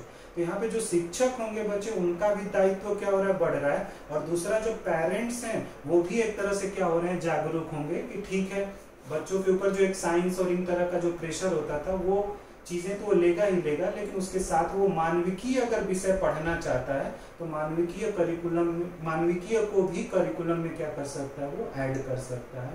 तो ये शिक्षा नीति यही बोल रही है बच्चे। दूसरा, यहाँ पे बच्चे प्रत्येक छात्र की क्षमताओं को बढ़ावा देना प्राथमिकता है बच्चे। यहाँ पे बच्चों की क्षमताओं का विकास करना है बच्चे। क्षमताओं में मतलब उसका जो उसका व्यक्तित्व होता है, मतलब उसका मानसिक विकास, सामाजिक विकास, संवेगात्मक विकास, ठीक है, भावात्मक विकास, ये सारे आपको एक तरह से क्या करने, विकसित करने। और क्लास 6 के बाद ही, अगर बच्चा क्लास 6 में पहुंचता है बच्चे, उसके बाद ही उस बच्चे को इंटर्नशिप भी करानी पड़ेगी बच्चे, ठीक है ना। 10 से 15 दिन का इंटर्नशिप्स होगा, जहाँ पे वो प्रैक्टिकल कार्यों को जाकर देखेगा, जो स्कूल में चीजें वो पढ़ रहा है उन चीजों को जाकर एक तरह से क्या होगा, प्रैक्टिकली किस तरह से वो काम हो रहा है उस चीज को क्या करेगा, देखेगा, समझेगा, और भविष्य में अगर उसी फील्ड में उसे आगे जाना है तो उस चीज को क्या कर सकता है, आगे लेकर जा सकता है बच्चे। तो सेकेंड पॉइंट ये है शिक्षा नीति में। थर्ड पॉइंट में बोला गया बच्चे, वैचारिक समझ पर जोर होगा, रचनात्मक और महत्वपूर्ण सोच को बढ़ावा मिलेगा बच्चे। तो अब हर एक बच्चे का ना अपना एक वैचारिक समझ होना चाहिए विषय को लेकर बच्चे, ठीक है। तो वैचारिक समझ तभी होगी बच्चे को जब कैसे, क्यों और कब में आप पढ़ाना शुरू करेंगे बच्चे। क्या है, क्यों है, कैसे है, तभी उसके अंतर्गत उसमें एक वैचारिक समझ का क्या होता है, निर्माण होता है बच्चे। और दूसरी चीज, जब ये पढ़ाएंगे तो कहीं ना कहीं वो बच्चा क्या हो सकता है, रचनात्मक तरीके से, मान रहे, यानी दूसरे बच्चों से थोड़ा सा सोचने का तरीका जो होगा वो बड़ा क्रिएटिव तरीके का होगा बच्चे। ये चीजें भी क्या होंगी, इसके अंतर्गत रखी गई है बच्चे। और नेक्स्ट बात चीज बोला गया बच्चे कि छात्रों के लिए कला और विज्ञान के बीच कोई कठिनाई अलगाव नहीं होगा। पहले जो आर्ट्स और साइंस के बीच में जो डिवीजन था बच्चे ना, कि साइंस का बच्चा सिर्फ साइंस के सब्जेक्ट पढ़ेगा, साइंस का बच्चा आर्ट्स के सब्जेक्ट नहीं पढ़ सकता। आर्ट्स में कुछ बच्चे होते हैं जो साइंस के कुछ सब्जेक्ट को पढ़ना चाहते हैं लेकिन पहले मिलता नहीं था, तो उस चीज को न्यू एजुकेशन पॉलिसीज के थ्रू क्या किया जा रहा है, खत्म किया जा रहा है बच्चे। यानी आर्ट्स का बच्चा अगर साइंस के किसी सब्जेक्ट को पढ़ना चाहता है, ठीक है, इंटरेस्ट है उसके किसी सब्जेक्ट को पढ़ने, तो वो सब्जेक्ट के रूप में उसे मिल जाएगा और उस चीज का वो क्या कर सकता है, स्टडी कर सकता है बच्चे। तो आर्ट्स और साइंस को लेकर पहले जो अलगाव नहीं होता था बच्चे, वो नई शिक्षा नीति के तहत उसमें एक प्रॉपर जो हार्ड डिवीजन था, उस डिवीजन को क्या कर दिया गया, खत्म कर दिया। साइंस वाला बच्चा मानविकीय विषय को पढ़ सकता है, ठीक है, मानविकीय वाला अगर साइंस में कोई विषय उसे पढ़ना है, ठीक है, तो वो किसी विषय को लेकर क्या कर सकता है, पढ़ सकता है बच्चे। नेक्स्ट उसमें बोला गया है नैतिकता यानी मॉरलिटीज पर बल दिया जाएगा। नैतिकता का मतलब है बच्चे जहाँ पे बच्चों को अपने कर्तव्य पता होना चाहिए, शिक्षक को अपने कर्तव्य पता होना चाहिए, क्या सही है क्या गलत है, ठीक है, क्या सत्य है क्या असत्य है, और मानव के साथ मानव का व्यवहार करना चाहिए। इस प्रकार की शिक्षा यानी बच्चों में एक नैतिक शिक्षा जैसी चीजें, नैतिक जो शिक्षा है बच्चे, उस पर फिर से वापस बल दिया जा रहा है। और जो हमारे संवैधानिक मूल्य हैं बच्चे, समानता, स्वतंत्रता, बंधुत्व, धर्मनिरपेक्षता, इन संवैधानिक मूल्यों को भी बच्चों को हमें क्या करना है, सिखाना है। बच्चों को अपने मूल अधिकार पता होना चाहिए, स्वतंत्रता क्या है ये पता होनी चाहिए, समानता क्या है ये पता होना चाहिए, बंधुत्व क्या होता है ये पता होना, धर्मनिरपेक्षता क्या होता है ये पता होना चाहिए। तो इस प्रकार के जो संवैधानिक मूल्य हैं बच्चे, जो कॉन्स्टिट्यूशनल वैल्यूज हैं, वो भी हमें बच्चों को एक प्रकार से क्या करना है, सिखाना है। क्लियर है? सभी लोगों को आवाज आ रही है बच्चे मेरी? ठीक है बच्चे, आगे अब आते हैं बच्चे, और यहाँ पे हायर एजुकेशन पे भी कुछ बोला गया, उच्च शिक्षा पे। यानी उच्च शिक्षा के लिए बनाए गए सभी तरह के डीम्ड और संबंधित विश्वविद्यालय को सिर्फ अब विश्वविद्यालय के रूप में ही जाना जाएगा। तो केंद्रीय विश्वविद्यालय, राज्य विश्वविद्यालय, निजी विश्वविद्यालय, डीम्ड विश्वविद्यालय, ये सारी अब कहानी खत्म भाई। सारे क्या होंगे, विश्वविद्यालय होंगे। ना तो ये केंद्रीय विश्वविद्यालय है, ना तो ये राज्य विश्वविद्यालय है, ना तो ये डीम्ड विश्वविद्यालय है, ना तो ये निजी विश्वविद्यालय है। उनको हम लोग सिर्फ क्या बोलेंगे बच्चे, विश्वविद्यालय ही बोलेंगे। भाई बात समझो, उन्हें अब सिर्फ विश्वविद्यालय बोलना है नई शिक्षा नीति के अनुसार बच्चे, ठीक है। तो डीम्ड विश्वविद्यालय जो डीम्ड है बच्चे, जैसे अमेठी यूनिवर्सिटी जब पढ़ोगे तो अमेठी क्या, अमेठी यूनिवर्सिटी है, लेकिन जो अमेठी है बच्चे वो एक डीम्ड यूनिवर्सिटीज है, डीम्ड विश्वविद्यालय। डीम्ड विश्वविद्यालय का मतलब ये होता है कि उनका पाठ्यक्रम भी अपना होता है बच्चे, उनका जो एडमिनिस्ट्रेशन भी होता है वो अपने तरीके से वो लोग डिसाइड करते हैं, परीक्षा कैसे होगा ये वो अपने तरीके से डिसाइड करते हैं बच्चे। सारी चीजें जो होती हैं वो डीम्ड यूनिवर्सिटीज के लिए एक प्रकार से क्या होती है, छूट होती हैं। तो डीम्ड यूनिवर्सिटी सब कुछ अपने तरीके से क्या करता था, निश्चित करता था। अब वो चीजें डीम्ड विश्वविद्यालय जो थे बच्चे, उन्हें भी विश्वविद्यालय ही बोला जाएगा। तो सबको अब विश्वविद्यालय के रूप में ही आप क्या करेंगे, देखेंगे। और पहले जो वर्गीकरण आप करते थे, केंद्रीय, राज्य स्तरीय, निजी, डीम्ड, वो सारा क्या हो जाएगा, नई शिक्षा नीति के तहत क्या की जाएगी, खत्म की जाएगी बच्चे। दूसरी जो पॉइंट है बच्चे, हायर एजुकेशन से रिलेटेड बच्चे, हायर एजुकेशन से रिलेटेड, हायर एजुकेशन से रिलेटेड जो नेक्स्ट पॉइंट है बच्चे, वहां पे बोला गया है कि जो ग्रेजुएशन होगा, जो स्नातक होता है आपका, स्नातक जो डिग्री होती है वो 3 वर्ष या 4 साल की, मतलब 3 वर्ष या 4 वर्ष की होगी। मतलब जो स्नातक डिग्री होगी वो 3 वर्ष और 4 वर्ष की होगी बच्चे। कहने का मतलब ये है कि कुछ चीजों के लिए बच्चे, जैसे आप लोग मान लेते हैं कि पब्लिक सर्वेंट बनना चाहते हैं, पब्लिक सर्वेंट आप बनना चाहते हैं ग्रेजुएशन के बाद ही बच्चे, पब्लिक सर्वेंट आप बनना चाहते हैं ग्रेजुएशन के बाद, तो आप वहां पे क्या करें, आप 3 वर्ष की डिग्री आपको प्राप्त होगी बच्चे। आपको 3 वर्ष क्या की, 3 वर्ष आपको क्या करना पड़ेगा, ग्रेजुएशन में समय देना पड़ेगा, और उस 3 वर्ष के समय के बाद आपको डिग्री दी जाएगी। उसके बिहार पे आप पब्लिक सेक्टर में एक तरह से क्या करेंगे, नौकरी करेंगे बच्चे, जो IAS, IPS ये सारे में जाएंगे। सरकारी नौकरियों के लिए 3 वर्ष, बैंक में जो सरकारी बैंक है, SSC में 3 वर्ष होगा बच्चे। हाँ, लेकिन अगर कोई बच्चा हायर एजुकेशन करना चाहता है बच्चे, हायर एजुकेशन में जाना चाहता है, हायर स्टडी के लिए जाना चाहता है बच्चे, तो उसे ग्रेजुएशन जो उसका होगा वो 4 वर्ष का होगा बच्चे। जो बच्चा हायर स्टडी के लिए यानी पोस्ट ग्रेजुएशन के लिए जाना चाहता है बच्चे, उसके लिए ग्रेजुएशन का जो टेन्योर होगा बच्चे, जो टाइम ड्यूरेशन होगा वो 4 ईयर का होगा। नॉर्मल के लिए 3 ईयर का है बच्चे। क्लियर हुआ? जो नॉर्मल, जैसे हम लोग का ग्रेजुएशन 3 वर्ष का है बच्चे, और हमने पोस्ट ग्रेजुएशन जो था वो अलग से हमने 2 वर्ष का किया था बच्चे। अगर हमारे समय ये मॉडल होता बच्चे तो हमें 4 साल ग्रेजुएशन में बिताना पड़ता और 1 साल हमें पोस्ट ग्रेजुएशन में बिताना पड़ता। लेकिन अब नई शिक्षा नीति आ जाएगी तो उसमें क्या होगा कि नॉर्मल चीजों के लिए तो 3 वर्ष का तो डिग्री प्रोग्राम है ही है, लेकिन कुछ लोग हायर स्टडी में जाना चाहते हैं, हायर एजुकेशन में जाना चाहते हैं, तो वहां पे जो टेन्योर कर दिया जाएगा ग्रेजुएशन का वो 4 ईयर का कर दिया जाएगा। पोस्ट ग्रेजुएशन उसके लिए कितने वर्ष का हो जाएगा? 1 साल का होगा बच्चों। आई बात समझ में? क्या चीज, 4 वर्ष तो ग्रेजुएशन में बिता दिए, 1 साल पोस्ट ग्रेजुएशन में, टोटल 5 वर्ष हो जाता है बच्चे। वो तो सिर्फ पेडोलॉजी, बात वही हो जाती है, लेकिन पेडोलॉजिकल स्ट्रक्चर में चेंजेस कर दिया। उसने क्या कहा कि ग्रेजुएशन हम आपको 4 वर्ष का कराएंगे, देन उसके बाद हायर एजुकेशन के लिए आप क्या करेंगे? शिफ्ट करेंगे बच्चे। ठीक है। अब जैसे मैंने 3 साल, जैसे मैंने नॉर्मल 3 साल का कर लिया ग्रेजुएशन, फिर मैं नौकरी के लिए इधर उधर भटका, नौकरी मान लो कि मिल गई तो ठीक है, नहीं मिला तो मुझे ध्यान आया कि नहीं मैं यार मुझे अब क्या करना चाहिए ना, अपना पोस्ट ग्रेजुएशन करना है। तो फिर क्या करना, जो 3 साल की मेरी डिग्री है ना बच्चे, उसके बाद 1 साल फिर मैं ग्रेजुएशन में पढ़ूंगा।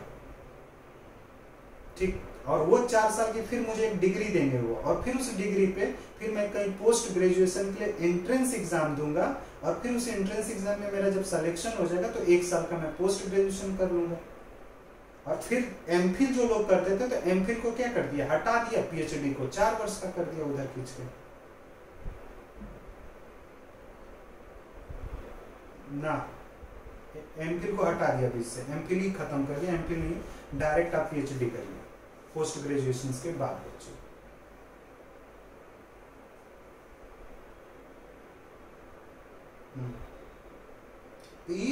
इस साल वाला तो चलेगा बेटा, ये मैं क्या कर रहा हूँ, ये सिर्फ कैबिनेट का अप्रूवल है बच्चे, ये न्यू एजुकेशन पॉलिसीज एक्ट नहीं बना है, एक विधेयक नहीं है, ये सिर्फ एक नॉर्मल ड्राफ्ट है जिसको कैबिनेट ने अप्रूव कर दिया है बच्चे। इस ड्राफ्ट को अभी संसद में रखा जाएगा, बहस होगा बच्चे, संसद इसको कानून का दर्जा देगा बच्चे, देन तब इसके बाद से जाकर लागू होगा, और उसमें भी डेट बताया जाएगा कि इस सेशन से इस पॉलिसीज को हम लोग क्या कर रहे हैं, इंप्लीमेंट कर रहे हैं। तो तुम और हम लोग तो निकल चुके हैं बच्चे, अभी इसमें टाइम लगेगा, ये थोड़ी कि अगले दिन ही होने वाला। अभी सत्र पता नहीं कब बैठक होगी बच्चे, मानसून सत्र हुआ नहीं बच्चे।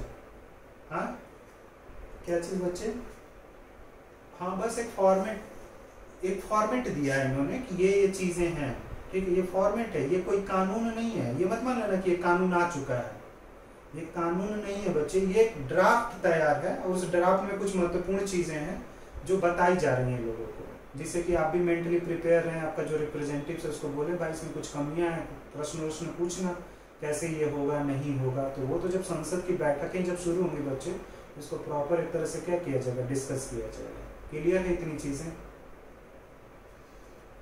जब आगे आओगे बच्चे, इसमें देखना एक चीज मैंने अंडरलाइन किया, academic bank of credit. Academic bank of credit का मतलब ये है बच्चे, जो 3 साल का हमारा ग्रेजुएशन होता था बच्चे, अगर किसी बच्चे ने 3 साल के ग्रेजुएशन में अगर 1 साल गायब हो जाता था तो उसको ग्रेजुएशन की डिग्री नहीं मिलती थी।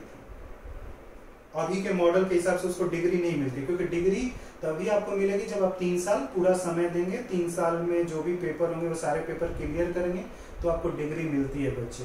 अब क्या होगा बच्चे, जो न्यू एजुकेशन पॉलिसीज है, जो 3 साल का ग्रेजुएशन होगा तो फर्स्ट ईयर जैसे ही करोगे ना तो उसके ऊपर एक सर्टिफिकेट तुमको मिल जाएगा। फर्स्ट ईयर क्लियर करते हुए एक सर्टिफिकेट मिल गया, जब सेकेंड ईयर करोगे बच्चे तो वहां पे एडवांस डिप्लोमा का सर्टिफिकेट मिलेगा, और जब तुम थर्ड ईयर करोगे बच्चे तो तुम्हें डिग्री दी जाएगी।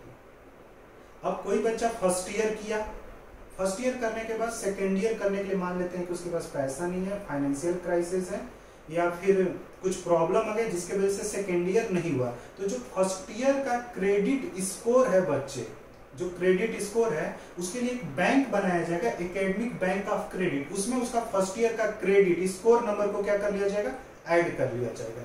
बाद में भविष्य में जब वो सेकेंड ईयर करने जाएगा बच्चे, तो सेकेंड ईयर के साथ उसका फर्स्ट ईयर वाला क्रेडिट स्कोर क्या हो जाएगा, ऐड हो जाएगा। और जब वो थर्ड ईयर में जाएगा तो उसमें भी वो क्रेडिट स्कोर क्या हो जाएगा, ऐड हो जाएगा। और फाइनली उसको 3 साल के बाद से क्या कर दिया जाएगा, डिग्री दे दी जाएगी बच्चे। तो कहने का मतलब अगर किसी ने ग्रेजुएशन में 1 साल का ग्रेजुएशन किया बच्चे, तो उससे भी अब सर्टिफिकेट मिलेगा इस पॉलिसीज के अकॉर्डिंग। जब ये पॉलिसीज इंप्लीमेंट होगी तब, अभी नहीं। हाँ बोलो प्रियंका।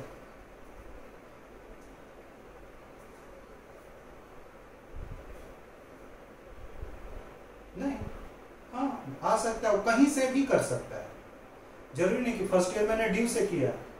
हाँ मैंने फर्स्ट ईयर ड्यू से मान लो किया, मान लो कि तुमने फर्स्ट ईयर ड्यू से किया, अब सेकेंड ईयर तुम्हें करना है लेकिन गैप हो गया तुम्हारा, मान लो कुछ प्रॉब्लम आ गया, फाइनेंशियल प्रॉब्लम्स आ गए, तुम नहीं कर पाए, या घर में कुछ प्रॉब्लम हो गया तो छूट गया, तो वो तुम बाद में भी कर सकती हो बच्चे। लेटरल एंट्री है इसमें, लेटरल एंट्री भी दिया गया और एग्जिट भी दिया गया। जब चाहो तब इसमें से निकल सकते हो और जब चाहो तब इसमें आ भी सकते हो, दोनों फैसिलिटीज है बच्चे इस एजुकेशन प्रोसेस के।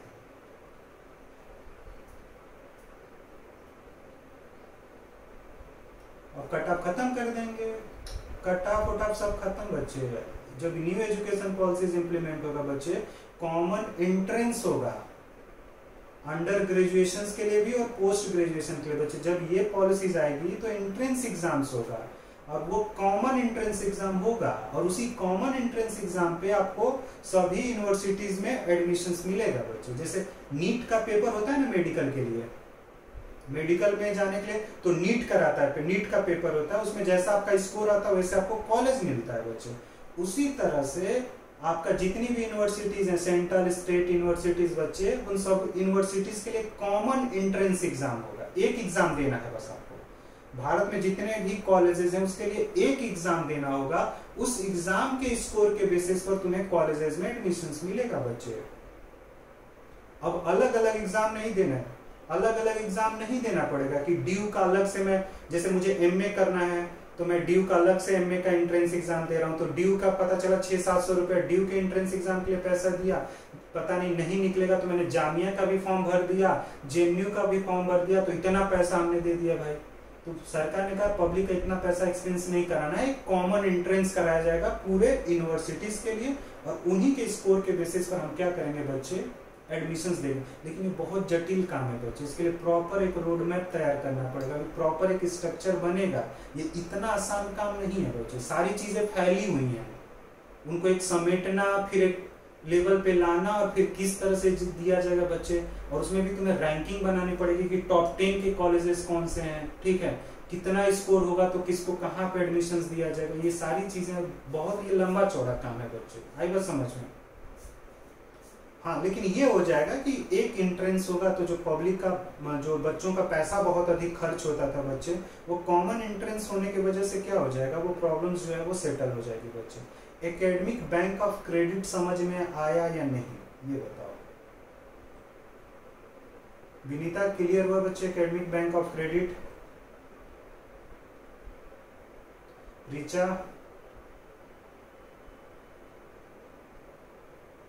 दीपा, स्वीटी, कौन है? सतीश है, स्वीटी है, कौन है? सतीश क्लियर है भाई?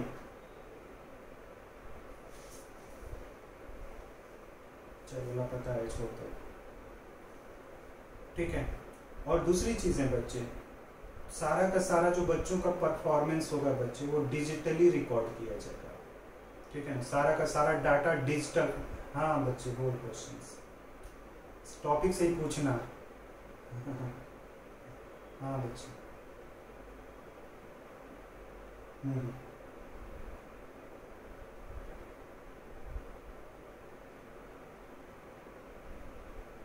पीएचडी के लिए, सबके लिए वो तो एक स्ट्रक्चर रख देंगे ना। अभी भी कुछ, अभी भी जैसे पीएचडी के लिए अभी भी कुछ यूनिवर्सिटीज मिल के कॉमन एंट्रेंस कराती है।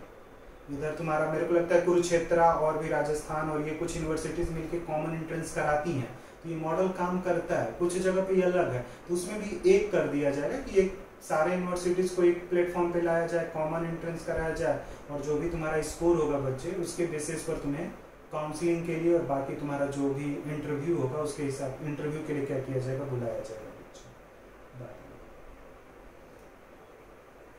ठीक है, हाँ हाँ बच्चे,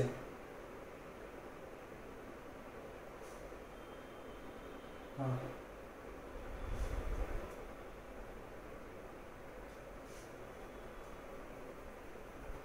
एक्चुअली क्या हो रहा है ना बच्चे, ये पूरा मल्टी डिसिप्लिनरीज बनाने की कोशिश की जा रही है, पूरा का पूरा मल्टी डिसिप्लिनरीज बनाने की बात इसमें हो रही है। माइक एक बार ऑफ कर लेना।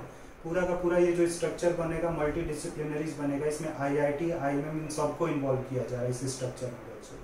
अभी तो ये धीरे धीरे चीज़ें क्लियर होंगी कि क्या क्या चीज़ें आ रही हैं। अभी तो इन्होंने सिर्फ मोटा मोटी चीज़ें बता रखा है बच्चे, बहुत क्लियर इन्होंने किया नहीं है बच्चे। जितना ना ये पूरा ड्राफ्ट उठाकर पढ़ना पड़ेगा और उसमें भी प्रश्न करने पड़ेंगे जिन्होंने ड्राफ्ट तैयार किया बच्चे, जितने भी ब्यूरोक्रेट्स हैं ना उनसे प्रश्न करने पड़ेंगे, तब जाकर इसमें बहुत सारी क्लियरिटी आएगी।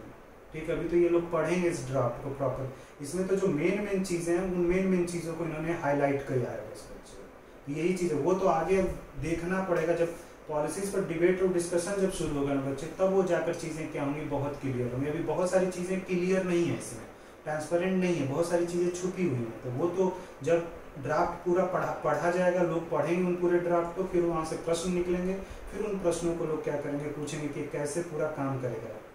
ठीक है, जो आप अप्रोच है। हाँ, लेकिन लोग ऊपर तो बोल रहे हैं कि ये ठीक है बच्चे। थ्योरेटिकली अगर देखा जाए पेपर वर्क पर तुम्हें दिखेगा कि ये पॉलिसी जो है बहुत अच्छी पॉलिसीज है। अब इसको अप्लाई कैसे करेंगे बच्चे, व्यवहारिक रूप में कैसे लाएंगे, ये थोड़ा सा एक प्रॉब्लम करने वाली बात है बच्चे कि व्यवहारिक रूप में ये पॉलिसीज कैसे आएगी, ये अभी देखना है। तो इसके लिए तो जब सत्र शुरू होगा बच्चे तभी पता चलेगा, ये अभी मैं भी नहीं बता सकता हूँ बच्चे ये प्रैक्टिकली कैसे काम करेगा। थ्योरेटिकली ही बस अभी तो हमें ध्यान में रखना है बच्चे। ठीक है, हमें एग्जाम के हिसाब से ध्यान में रखना, इतना कौन सा हम नेता थोड़ी है कि हमें जाके प्रश्न पूछना। ठीक है, क्लियर है बच्चे?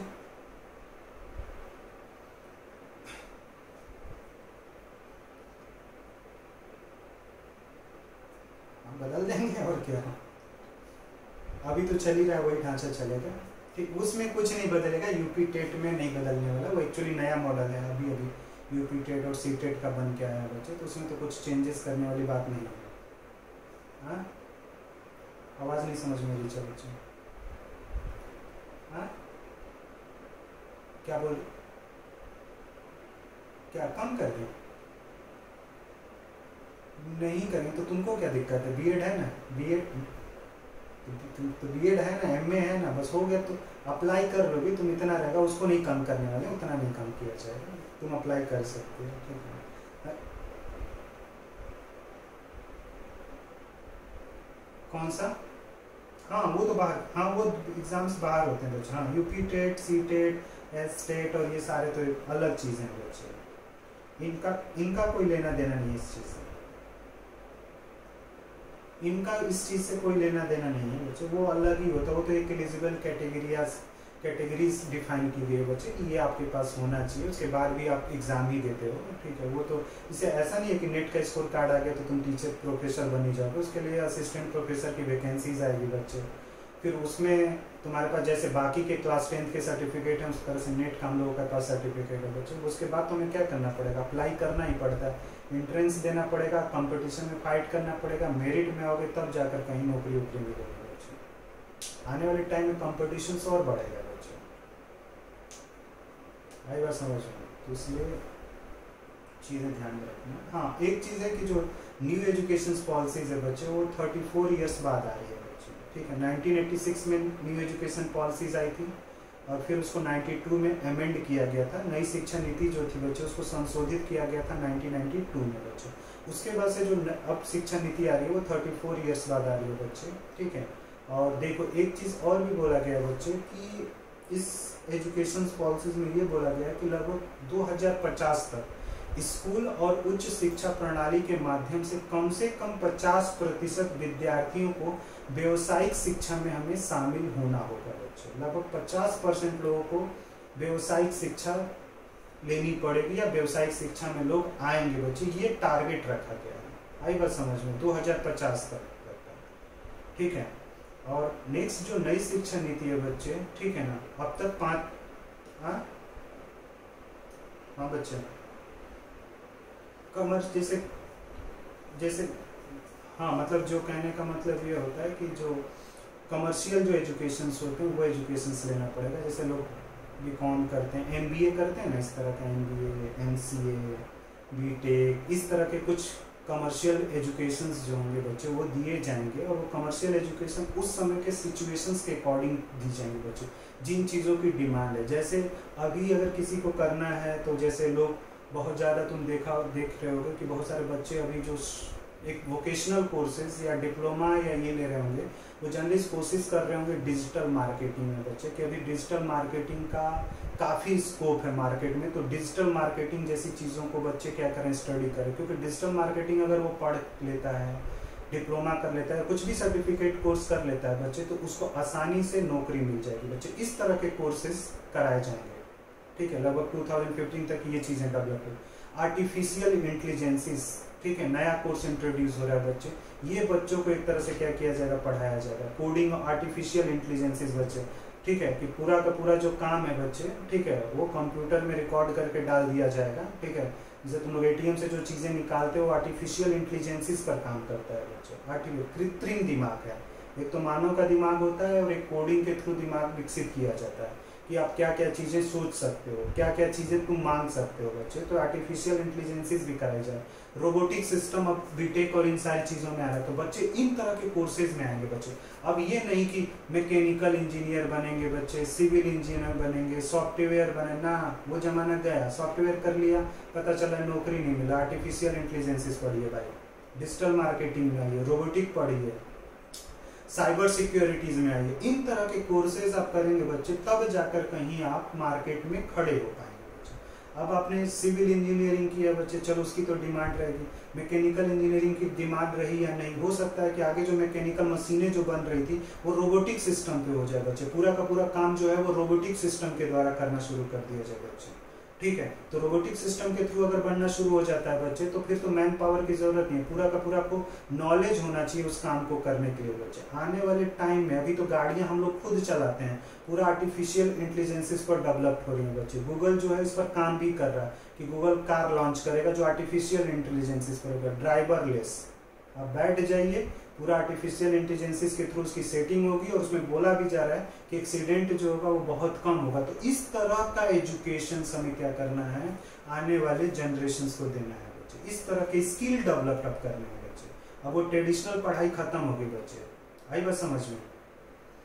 पॉलिटिकल साइंस में ये ठीक है ना, इतना नहीं पढ़ाएंगे जितना पॉलिटिकल साइंस में यूज है बच्चे, वही चीजें अब पढ़ाई जाएंगी। ये इतना बड़ा जो सिलेबस हम पढ़ते हैं ना, पब्लिक एडमिनिस्ट्रेशन वाला भी पढ़ लेते हैं, पब्लिक पॉलिसीज वाला भी हम ही पढ़ लेते हैं, हिस्ट्री भी हम ही पढ़ लेते हैं बच्चे। तो इतना बड़ा जो पोल साइंस का सिलेबस हो जाता है, उसको भी क्या करना पड़ेगा, छोटा करना पड़ेगा भाई। जितनी चीज़ें जरूरत की उतनी चीज़ें पढ़ाई जाएंगी बच्चे। तो एकदम कमर्शियल एजुकेशन होगा बच्चे, जिस चीज़ की जरूरत है वो चीज़ें तुम पढ़ो। आई बात समझ में? हाँ, सारी चीज़ें आसान होती है, टफ क्या होती हैं? सारी चीज़ें आसान है, हाँ? टफ क्या है? सारी चीज़ें आसान है, टफ थोड़ी है कुछ। टफ इसलिए है कि हम मेहनत नहीं है। क्या चीज? अरे टफ क्या है? टफ कुछ नहीं है, वो कहो। टफ कुछ नहीं है भाई, क्यों टफ है? वो भी आएगा। ये बोलो कि मैं करती नहीं हूँ इसलिए नहीं आता है, ये एक प्रॉब्लम है। ये नहीं कि वो चीज टफ है, टफ है वो, टफ अब कुछ नहीं है बच्चे। हम कर नहीं रहे हैं इसलिए वो चीज आ नहीं रही है, और वो चीज तुम्हारे ऊपर पड़ी नहीं इसलिए वो टफ लग रहा है। जिस दिन तुम्हारे सर पे पड़ जाएगी तो वो कर ही लोगे, ठीक है ना। तो जब जरूरत लगेगी कि नहीं जरूरत है इस चीज़ का, तो उस दिन तुम करोगे। लग रहा है नहीं जरूरत है तो चलो टल रहा है वो चीज़ है, ठीक है। जिस दिन जरूरत लगेगी उस दिन आपको करना पड़ेगा बच्चे। सोचो जो लोग कंप्यूटर नहीं सीखना चाहते थे, पुराने लोग थे, क्या बाद में उनको नहीं लगा कि कंप्यूटर सीखना चाहिए अपने सर्वाइवल के लिए? नहीं सीखेंगे तो बाहर हो जाएंगे बच्चे, चाहे वो सरकारी सिस्टम क्यों नहीं था। कहते हम तो नहीं सीखेंगे, मैनुअली काम करेंगे। कहा भाई तो फिर हम आपको कहीं किनारे बैठा देंगे, मैनुअल तो काम करना ही नहीं है, पूरा काम तो आपको सीखना ही पड़ेगा बच्चे, कोई ऑप्शंस नहीं है बचा हुआ। तुम्हें प्रैक्टिकली में क्या है ना कि कहने का मतलब ये है कि अब सिर्फ किताबी ज्ञान पर बल नहीं देगा मतलब ये मॉडल जो है बच्चे, जो न्यू एजुकेशन पॉलिसीज है बच्चे, वो सिर्फ बुकों पे ज्यादा बल नहीं देगा। उसके अलावा आपको प्रैक्टिकल चीजों का भी अनुभव कराया जाएगा बच्चे। जैसे हमारे यहाँ हथकरघा उद्योग होता है ना, जहाँ पे हाथ से काम किया जाता है बच्चे, वहाँ पे बच्चों को बोला जाएगा एजुकेशन पॉलिसीज के लिए, कल को तुम्हें कारपेंटर बनना है तो जाओ देखो तो किस तरह से कारपेंटर बेड बनता है, किस तरह से चेयर बनता है। किताब में पढ़ने से थोड़ी तुम बना लोगे, जब तक वहां जाकर देखोगे नहीं काम, तब तक वो चीजें नहीं समझ में आएंगी ना बच्चे। कोई लोग होटल मैनेजमेंट में आना चाहता है तो प्रैक्टिकली उसको जाकर इंटर्नशिप्स करनी पड़ेंगी बच्चे, तब वो चीजें कहीं आकर डेवलप हो रही हैं। तो ये चीजें इसमें मतलब नॉलेज और स्किल पर काफी अधिक बल दे रही है एजुकेशन पॉलिसीज बच्चे, ठीक है। जो न्यू एजुकेशन पॉलिसीज है बच्चे, वो अब तक बोलिए कि 5वीं तक छात्रों को मातृभाषा में और स्थानीय भाषा या जो भी आपके राष्ट्रभाषा उसी में आप क्या करेंगे, बच्चों को पढ़ाएं, ठीक है। क्योंकि यही माना जाता है कि मदर टंग में हम बेहतर बच्चों को क्या कर सकते हैं, सिखा सकते हैं बच्चों। मदर टंग में ज्यादा बेहतर तरीके से बच्चों को सिखाया जा सकता है। तो मदर टंग और लोकल लैंग्वेज पर काफी एक तरह से क्या किया जा रहा है बच्चे, फोकस किया जा रहा है बच्चे। और जो वहाँ पे तुम लोग को हायर एजुकेशन में बच्चे, मैं डिग्री वाला समझा रहा था और सामने तुम्हारे डिस्प्ले में शो कर रहा होगा बच्चे, ठीक है ना। डिग्री 3 या 4 वर्ष की होगी बच्चे। 1 वर्ष ने किसी डिग्री प्रोग्राम के तहत अगर किसी ने 1 वर्ष का डिग्री किया, 1 वर्ष बस कंप्लीट कर पाया बच्चे, तो उसको सर्टिफिकेट दिया जाएगा। 2 वर्ष कंप्लीट करता है तो डिप्लोमा, और 3 वर्ष जब पूरा कर लेगा बच्चे तभी उसे क्या होगी, डिग्री मिलेगी बच्चे। साथ ही 4 वर्ष किसको करना है, जो हायर एजुकेशन करना चाहता है, आगे हायर स्टडी करना चाहता है बच्चे, उसके लिए डिग्री प्रोग्राम जो होगा 4 वर्ष। जैसे एग्जाम्पल में कि 4 साल की डिग्री करने वाला स्टूडेंट 1 साल में एमए कर सकेगा बच्चे। तो जिसने 4 साल का डिग्री प्रोग्राम जिसका है बच्चे, उसको एमए करने के लिए 1 साल मिलेगा। 1 साल में आपको एमए करना है बच्चे। आई बात समझ में, ठीक है। और इसी तरह से बीएड प्रोग्राम में भी कर दिया बच्चे। जो नई एजुकेशन पॉलिसीज आएगी उसमें बीएड जो है वो इंटीग्रेटेड बीएड है, मतलब 10+2 करने के बाद ही आपको 4 ईयर का बीएड प्रोग्राम करना है बच्चे। और मान लेते कोई ग्रेजुएशन के बाद करना चाहता है तो उसको 1 ही साल मिलेगा बीएड करने का। पोस्ट ग्रेजुएशन के बाद भी 1 साल है बच्चे बीएड करने के लिए, ठीक है। जो इंटीग्रेटेड में आएंगे वो 4 साल का बीएड उनके लिए होगा बच्चे, ग्रेजुएशन प्लस बीएड होगा बच्चे। साथ ही इसमें स्टूडेंट्स को एमफिल नहीं करना होगा, बल्कि एमए के छात्र अब सीधा पीएचडी में क्या होंगे, इनरोल्ड होंगे बच्चे। तो आप सीधा एक तरह से पीएचडी में जा सकते हैं। तो पहले लोग एमफिल करते थे, अब जरूरत नहीं है कोई एमफिल करने का बच्चे। और न्यू एजुकेशन पॉलिसी जो है बच्चे, माइक ऑफ करना बच्चे, किसी का माइक ऑन है, ठीक है। न्यू एजुकेशन जो पॉलिसीज है बच्चे, उसमें 2035 तक 2035 में बच्चे ग्रॉस एनरोलमेंट रेशियो को लगभग 50% का टारगेट रखा गया बच्चे, कि हम लोग हायर एजुकेशन का जो जीआरई है बच्चे, वो लगभग 50% क्या करेंगे, कब टारगेट को अचीव करेंगे, वो देखा जाएगा 2035 आने तक बच्चे, ठीक है। हायर एजुकेशन में भी कई सुधार बोले गए हैं बच्चे, जैसे ग्रेडेड एकेडमी, मतलब ग्रेडिंग सिस्टम लाया जाएगा बच्चे, जहाँ पे तुम्हें ग्रेड मिलेगा। सिर्फ फर्स्ट ईयर में ग्रेड मिल गया, फर्स्ट ईयर के बाद छूट गया, तो तुम्हारा ग्रेड जो है वो डिजिटली स्टोर रहेगा। जब सेकेंड ईयर थर्ड ईयर करोगे तो उसी के साथ वो ग्रेड तुम्हारा ऐड हो जाएगा बच्चे। एक चीज हायर एजुकेशन में ये भी बोला जा रहा है बच्चे कि हायर एजुकेशन जो इंस्टीट्यूशंस होंगे, जो विश्वविद्यालय होंगे बच्चे, उनमें एडमिनिस्ट्रेटिव ऑटोनोमी मिलेगी उनको और फाइनेंशियल ऑटोनोमी भी मिलेगी, मतलब एडमिनिस्ट्रेटिव स्वायत्तता बच्चे, ठीक है। कोई नई चीजें विषय के रूप में उन्हें लागू करना है तो वो कर सकते हैं बच्चे। कुछ डिसीजंस उन्हें लेना है बच्चे, विश्वविद्यालय से संबंधित वो डिसीजंस ले सकते हैं। बच्चों के फीस से संबंधित भी डिसीजंस लेने का अधिकार जो होगा वो विश्वविद्यालय को ही दिया जाएगा बच्चे। इसको एडमिनिस्ट्रेटिव एंड फाइनेंशियल ऑटोनोमी बोला जाता है बच्चे। हायर एजुकेशन में एक प्रकार से क्या सुधार है। बहुत सारे हायर एजुकेशन यूनिवर्सिटीज देखोगे बच्चे जहाँ पे फैकल्टीज नहीं होते हैं, तो कारण क्या है कि वहाँ पे फाइनेंशियल प्रॉब्लम्स होती है बच्चे, फाइनेंशियल क्राइसिस होता है। तो वहां पे करना क्या है कि उस यूनिवर्सिटीज को, उस विश्वविद्यालय को हम फाइनेंशियल ऑटोनोमी दे देते, फाइनेंशियल स्वायत्तता, और उस फाइनेंशियल स्वायत्तता के तहत वो बच्चों पे फीस चार्ज करेगा और फीस लेकर बाकी के जो भी विश्वविद्यालय का खर्चा होगा बच्चे उसको पूरा किया जाएगा और बच्चों को उस फीस के बदले बेहतर शिक्षा दी जाएगी। तो ये चीजें भी इसके अंतर्गत रखी गई हैं नए हायर एजुकेशन में।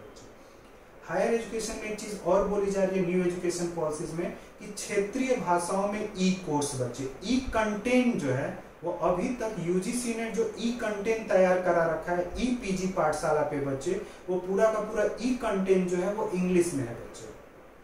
ई कंटेंट जो है वो इंग्लिश में यूजीसी काम कर रहा है। जैसे पहले क्या हो रहा था कि सरकार एजुकेशन को लेकर काफी डिसिप्लिन में होकर बच्चे एक तरह से काम कर रही है। तो तुम देखोगे ना कि पहले जो बच्चों को एक समस्या होती थी बुक की एक जो समस्या होती थी, टीचरों की एक समस्या होती थी बच्चों, वो सारे प्रॉब्लम को यूजीसी जो है वो अपने लेवल पे कुछ हल किया है बच्चे। जैसे गवर्नमेंट ने ईपीजी पाठशाला के नाम से क्या कर दिया था, एक पोर्टल बना दिया था जहां पे आपको जिस सब्जेक्ट से आप रिलेटेड हैं बच्चे, उस सब्जेक्ट का जो भी टॉपिक पढ़ना है बच्चे, उसका ई कंटेंट आपको मिल जाता था, इंग्लिश में आप पढ़ लेते थे। उसके वीडियो लेक्चर भी है, ऑडियो लेक्चर भी है, असेसमेंट भी है, इवैल्यूएशंस करने के लिए भी ईपीजी पाठशाला पे दिया गया था बच्चे। और जो रिमोट एरिया थे बच्चे, जहाँ पे इंटरनेट फैसिलिटीज नहीं है, वहां के लिए गवर्नमेंट ऑफ इंडिया ने स्वयं प्रभा नाम से एक चैनल भी स्टार्ट किया था बच्चे। स्वयं प्रभा 24x7 आवर का बच्चे, कि जो रिमोट एरिया जहाँ पे टीवी हो बच्चे, ठीक है, और उस चैनल को आप ट्यून कर लीजिए, ठीक है, और वो फ्री है, डीटीएच फ्री टू एयर है बच्चे। आपका चैनल आराम से आएगा टीवी पे, आप आराम से 3 घंटे का रोज फ्रेश देगा। और उसमें चैनल बने हुए थे कि किस चैनल पे कौन सा सब्जेक्ट है, ठीक है, कौन सा पेपर है, ठीक है। तो वो पूरा करिकुलम उन्होंने एक तरह से क्या कर रखा है, बना रखा है बच्चे। और वर्चुअल लैब एक तरह से क्या की जाएगी बच्चे, डेवलप की जाएगी डिस्टेंस एजुकेशन के लिए, ठीक है। स्कूल ऑफ ओपन लर्निंग में जो बच्चे हैं बच्चे, उनके लिए एक तरह से वर्चुअल लैब होगा बच्चे, जहाँ पे वर्चुअल लैब के थ्रू भी बच्चों को क्या किया जाएगा, पढ़ाया जाएगा, सिखाया जाएगा बच्चे। तो ये हायर एजुकेशन के लिए कुछ सुधार किए गए हैं बच्चे। एक और सुधार हुआ है national education scientific forum, NETF बच्चे, क्योंकि साइंस ही एक ऐसी चीज है बच्चे जो किसी भी कंट्री की जो सामाजिक समस्याएं हैं या जो भी विकास से संबंधित जो समस्याएं हैं बच्चे, उसका समाधान कर सकता है। तो NETF नाम से एक प्लेटफॉर्म तैयार किया गया बच्चे, जिसमें लगभग ये लोग 45,000 कॉलेजेस को क्या करेंगे, लाएंगे इस प्लेटफॉर्म के तहत। और साइंटिफिक टेम्परामेंट को क्या किया जाएगा बच्चे, सपोर्ट किया जाएगा। इनोवेशंस को एक तरह से हम सपोर्ट करेंगे, रिसर्च एंड डेवलपमेंट जैसी जो चीजें हैं उसे एक तरह से क्या किया जाएगा, सपोर्ट किया जाएगा बच्चे। तो ये भी न्यू एजुकेशन पॉलिसीज 2020 में रखी गई है बच्चे। हाँ, एक चीज ये भी ध्यान में रखना है बच्चे कि सभी विश्वविद्यालय के लिए एक प्रकार के नियम होंगे न्यू एजुकेशन पॉलिसीज के लिए। अभी तक क्या हो रहा था कि सेंट्रल यूनिवर्सिटीज के लिए अलग नियम चल रहे हैं, स्टेट यूनिवर्सिटीज के अलग नियम हैं, निजी जो विश्वविद्यालय थे वो अलग ही उनके लिए नियम थे, जो डीम्ड यूनिवर्सिटीज थे बच्चे उनके लिए अलग नियम थे। तो वो सारे यूनिवर्सिटीज के लिए एक कॉमन प्रिंसिपल होगा बच्चे, कॉमन रूल होगा, और उसी कॉमन रूल पे वो सारे यूनिवर्सिटीज होंगे वो काम करेंगे। हाँ, इस जो न्यू एजुकेशन पॉलिसीज है बच्चे, इसका लक्ष्य भी तुमसे पूछा जा सकता है कि न्यू एजुकेशन पॉलिसीज का लक्ष्य क्या है बच्चे। तो जो लक्ष्य है उसमें भारत को वैश्विक ज्ञान और महाशक्ति बनाना, ठीक है, भारत को वैश्विक ज्ञान की महाशक्ति बनाना। तो ये चीजें एक तरह से क्या की गई हैं, इसके अंतर्गत रखी गई हैं बच्चे।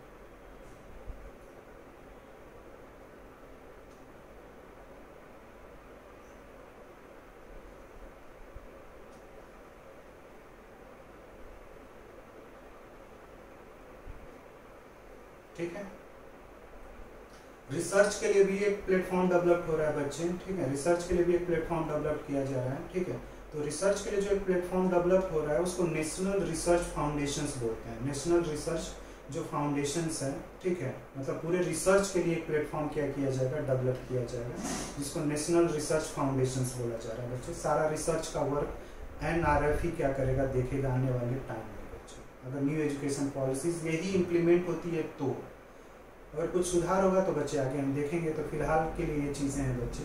दूसरी चीज़ है बच्चे, पूरे एजुकेशन सिस्टम को रेगुलेट करने के लिए, पूरा जो एजुकेशन सिस्टम है बच्चे उसको रेगुलेट करने के लिए higher education commission of India को क्या किया जा रहा है, बनाया जा रहा है। भारत उच्चतर शिक्षा आयोग HECI है बच्चे, ठीक है ना, higher education commission of India है बच्चे, ठीक है। अब ये जो higher education of commission of India जो है बच्चे, ठीक है, इसको अम्ब्रेला बॉडी भी बोलते हैं, क्षत्रिय निकाय, अति व्यापीय क्षत्रिय निकाय भी बोला जाता है, अम्ब्रेला बॉडी बोला जाता है। क्योंकि अम्ब्रेला बॉडी इसलिए बोलते हैं क्योंकि इसमें कई और संस्थाएं हैं जो बच्चे पूरे भारत के लिए उच्च शिक्षा से संबंधित चीजों पर क्या करेंगे, कार्य करेंगे, तो उनको अम्ब्रेला बॉडी बोलते हैं बच्चे। तो पूरे इंडिया में हायर एजुकेशन को रेगुलेट करने वाली जो संस्था होगी बच्चे, higher education commission of India होगी। अभी तक ये काम UGC देख रहा था बच्चे, ठीक है, नॉन टेक्निकल प्रोग्राम्स जो थे, एकेडमिक जो शिक्षाएं थी उसको UGC देख रहा था बच्चे। मेडिकल का अलग देखने वाला इंस्टीट्यूशन था, टेक्निकल को देखने के लिए AICTE होता था बच्चे, इसमें क्या हुआ कि हायर एजुकेशन जो कमीशन ऑफ इंडिया है बच्चे, higher education commission of India जो है, भारतीय उच्चतर शिक्षा जो आयोग है, वो मेडिकल को छोड़कर और कानूनी शिक्षा को छोड़कर बाकी सभी का जो नियंत्रण होगा, कंट्रोलिंग जो होगा बच्चे, रेगुलेट जो किया जाएगा, वो किसके द्वारा किया जाएगा? Higher education commission of India के थ्रू किया जाएगा। क्लियर है इतनी चीजें? हायर एजुकेशन जो कमीशन ऑफ इंडिया है बच्चे, हाँ कोई पूछ रहा है कुछ?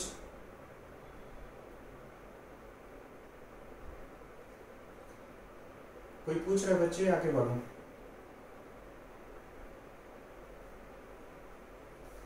ठीक है, अब higher education commission of India के अंदर काम करने वाली बॉडीज पर मैं नीचे बात करूं। हाँ, एक चीज और भी इसमें रखा गया है बच्चे, ठीक है, जो सकल घरेलू उत्पाद है बच्चे, हमारी जो जीडीपी है, उस जीडीपी का लगभग 6% जो होगा वो शिक्षा पे खर्च किया जाएगा नई शिक्षा नीति के तहत। तो ये भी तुम्हें ध्यान में रखना है, अपने दिमाग में रखना है बच्चों, कि जो सकल घरेलू उत्पाद है, जो जीडीपी है, उसका 6%, ठीक है, खर्च किया जाएगा शिक्षा के ऊपर। और इस 6% में केंद्र सरकार भी देगी बच्चे और राज्य सरकारें भी देगी। ये 6% सिर्फ केंद्र सरकार नहीं देगी जीडीपी का, इस 6% पूरा शिक्षा का बजट रहेगा बच्चे, उस 6% में केंद्र सरकार के द्वारा भी दिया जाएगा और राज्य सरकारों के द्वारा भी फंड दिया जाएगा। और वही फंड क्या होगा? शिक्षा पे एक तरह से क्या होगा? खर्च होगा बच्चे। हाँ, एक 5 वर्ष से जो कम उम्र के बच्चे हैं बच्चे, मतलब 3 वर्ष से शुरू होता है, तो उनके लिए प्रारंभिक कक्षाएं जो होंगी, उनका नाम जो होगा वो बाल वाटिका होगा। वो नई शिक्षा नीति के तहत रखा गया, ठीक है ना, जो हमने मॉडल 5 में देखा था बच्चे, जो प्री प्राइमरीज वाले हैं बच्चे, उसके लिए एक तरह से आपको बाल वाटिका जैसी चीजें मिल जाएंगी बच्चे, ठीक है। आगे जब आओगे बच्चे, तो विश्वविद्यालय में अगर प्रवेश लेना है, विश्वविद्यालय में अगर आपको एडमिशन लेना है, तो उसकी परीक्षा कराई जाएगी। और वो परीक्षाएं हर साल में 2 बार होंगी, विज्ञान से संबंधित, मानविकीय विषय से संबंधित, भाषा से संबंधित, कला से संबंधित, व्यवसायिक, ठीक है। और ये परीक्षा जो कराया जाएगा वो एनटीए के द्वारा कराया जाएगा, नेशनल टेस्टिंग एजेंसीज के तहत, ठीक है। तो जो नेशनल टेस्टिंग एजेंसीज है बच्चे, वही विश्वविद्यालय प्रवेश परीक्षा आने वाले समय में क्या करेगा? एनटीए कराएगा बच्चे। अभी सिर्फ कुछ ही विश्वविद्यालयों का एनटीए परीक्षा लेता है, जैसे जेएनयू का जो परीक्षा होता है वो एनटीए लेता है, डीयू का जो परीक्षा होता है वो एनटीए लेता है। पता नहीं बनारस हिंदू विश्वविद्यालय का एनटीए लेता है या अलग कोई बॉडी है वो ले रही है। जामिया का भी ऑफलाइन पेपर होता है, पोस्ट ग्रेजुएशन और ग्रेजुएशन का अलीगढ़ यूनिवर्सिटीज का अलग है बच्चे। तो एनटीए जो है वो आने वाले समय में, जब नई शिक्षा नीति 2020 अगर लागू होती है बच्चे, तो एनटीए के द्वारा ही विश्वविद्यालय के प्रवेश परीक्षाएं कराए जाएंगे। और साल में 2 बार परीक्षाएं वो होंगी, प्रवेश परीक्षाएं, जब भी उनका शेड्यूल आप डिसाइड हो। जैसे नेट आप 2 बार देते हैं, ठीक है, नेट आपका 2 बार होता है, उसी तरह से जो विश्वविद्यालय में प्रवेश परीक्षाएं होंगी वो भी कितने बार होंगी? 2 बार होंगी बच्चे। और जो मैं बोल रहा था बच्चे, शिक्षा का जो अधिकार अधिनियम 2009 है बच्चे, ठीक है ना, शिक्षा अधिकार अधिनियम जो 2009 है बच्चे, उसमें अब 3 वर्ष से 18 वर्ष के आयु के बच्चे क्या होंगे? आएंगे, अगर नई शिक्षा नीति 2020 लागू होती है तो। आई बात समझ में? ठीक है। और पहले जो शिक्षा नीति चल रही थी 1986 वाली में, उसमें 6 वर्ष से लेकर 14 वर्ष के ही आयु के बच्चे आ रहे थे बच्चे।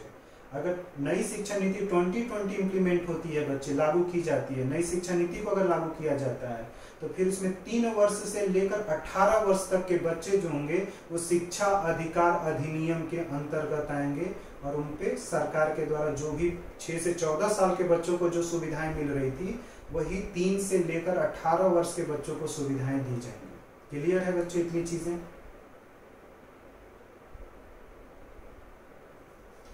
अब आगे जब आओगे बच्चे, तो हायर एजुकेशन कमीशन को हमने क्या बोला कि एक छाताधारी क्या है? संगठन है बच्चे। छाताधारी संगठन इसलिए बोल रहे थे कि हायर एजुकेशन के अंदर 4 और संस्थाएं हैं जो कार्य करेंगी बच्चे। Higher education commission of India जो है वो NHERC को रेगुलेट करेगा, NAC को रेगुलेट करेगा, HEGC को रेगुलेट करेगा और GEC को भी क्या करेगा? रेगुलेट करेगा। और ये जो 4 बॉडीज हैं बच्चे, इन 4 बॉडीज को अलग अलग रिस्पॉन्सिबिलिटीज दी गई हैं काम करने के लिए, ठीक है। और वो 4 रिस्पॉन्सिबिलिटीज कौन कौन सी हैं बच्चे?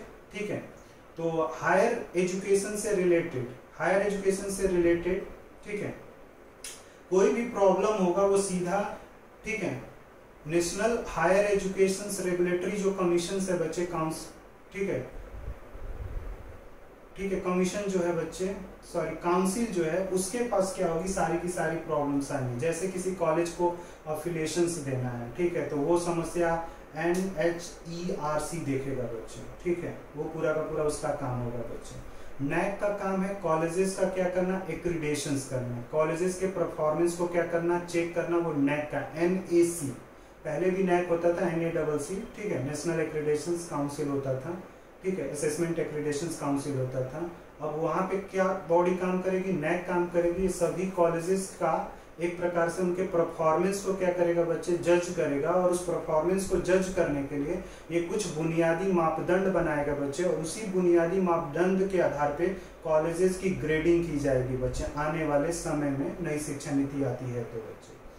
इसमें एक और बॉडी है HEGC बच्चे, जिसको हायर एजुकेशन ग्रांट काउंसिल बोलते हैं। ये कॉलेजेस को फंडिंग करेगा बच्चे, और फाइनेंस का काम जो है वो HEGC को दिया गया है बच्चे, ठीक है। और जनरल एजुकेशन काउंसिल है बच्चे, जो उच्च शिक्षा से संबंधित कार्यक्रमों के लिए, ठीक है, कुछ कार्यक्रम उच्च शिक्षा में सीखने के लिए कुछ कार्यक्रमों का ये क्या करेगा, फ्रेमवर्क बनाएगा, जैसे सेमिनार होते हैं, सम्मेलन होते हैं बच्चे, तो उस तरह के कार्य को देखने के लिए जनरल एजुकेशन काउंसिल को क्या किया जाएगा बच्चे, सेटअप किया जाएगा बच्चे। क्लियर है इतनी चीजें आप लोगों को। NAC है बच्चे, एक्रीडेशन करना, जैसे तुम जिस कॉलेज से किया होगा ना, तो उसका एक्रीडेशन नंबर दिया होगा, ग्रेड A+A या B+C, इस तरह से कर उन पे लिखा होता है। नैक जो है तो कॉलेजेस को सर्टिफाइड करता है उसके परफॉर्मेंस के अकॉर्डिंग बच्चे, और फिर उसी परफॉर्मेंस पर बाद में उन कॉलेजेस को फंडिंग दी जाती है काम करने के लिए। ये चीजें पहले होती थी। अब आने वाले में जो higher education commission of India, उसमें NAC देखेगा इस सारे काम को बच्चे।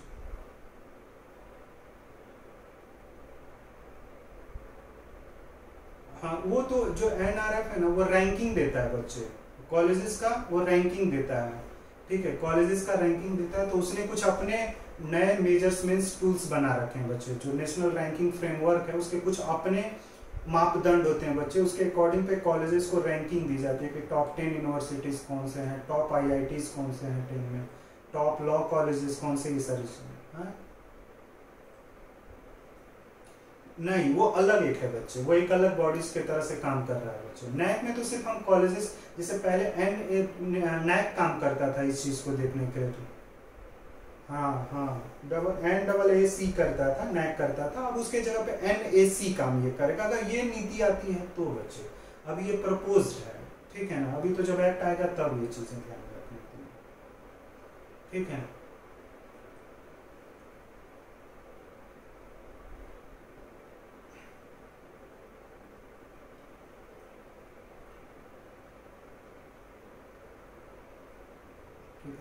और टीचरों के लिए भी बच्चे, ठीक है, जो टीचर्स होते हैं, ठीक है, जो हम लोग जो टीचर्स होते हैं बच्चे, उन टीचरों के लिए एक मानक तैयार किया जाएगा पूरे भारत के लिए। पूरे भारत में जो टीचर हैं उनके लिए एक मानक तैयार होगा बच्चे, समान मानक होगा, और उस पर काम करने के लिए उसको समय दिया गया है बच्चे national council for technical education को, ठीक है। नेशनल काउंसिल फॉर टेक्निकल जो एजुकेशन है बच्चे, ठीक है, वो पूरे भारत के टीचरों के लिए एक समान मानक जो है वो तय करेगा बच्चे। 2022 तक उसे समान मानक तय करके देना, और उसी समान मानक के जो लोग जो समान मानक को पूरा करेंगे बच्चे, जो समान मानक बन कर आएगा, उन्हीं को ही आगे भविष्य में टीचर बनने दिया जाएगा, वरना फिर उनको रोका जाएगा बच्चे। कि टीचर बनने के लिए B.Ed हो, ठीक है, CTET या जो भी स्टेट एग्जाम्स हो वो आप क्लियर करेंगे बच्चे, ठीक है। पब्लिक स्कूल हो या प्राइवेट स्कूल हो, वहाँ पे ट्रेंड टीचर होना चाहिए पढ़ाने वाला, ठीक है ना। 1 to 5th के लिए मतलब तुम्हारा जो प्राइमरी और प्री प्राइमरी जो है बच्चे, उसको पढ़ाने के लिए कम से कम JVT और इस तरह के ट्रेंड टीचर होने चाहिए। उसके ऊपर में B.Ed वाले होने चाहिए बच्चे। उसके ऊपर जब हम जाते हैं तो कम से कम M.Ed या फिर पोस्ट ग्रेजुएशन प्लस B.Ed वाले होने चाहिए बच्चे। तो उस तरह का पूरा ये कुछ मानक तैयार करके देगा national council for technical education है बच्चे, जो टीचरों से रिलेटेड एक स्टैंडर्ड जो है वो क्या करता है, पूरा तय करता है पूरे भारत के लिए बच्चे, ठीक है। और ये चीज़ें थोड़ा सा क्या करना है तुम लोग को ध्यान में रखना है बच्चे। इतनी चीज़ें क्लियर हैं। ठीक है, तो यही कुछ न्यू एजुकेशन पॉलिसी जो थी बच्चे, इसमें कुछ यही चीज़ें इम्पोर्टेंट थी। ठीक है, जो मैंने तुम लोगों को बताया। ठीक है, कुछ जो चीज़ें हाईलाइट हो रही हैं, तो अगर तुम लोग खुद भी कुछ न्यूज़पेपर अगर पढ़ रहे हैं तो कुछ नई चीज़ें दिखती हैं इसके अलावा, तो उस चीज़ को क्या कर सकते हो तुम लोग, ऐड कर सकते हो। ठीक है,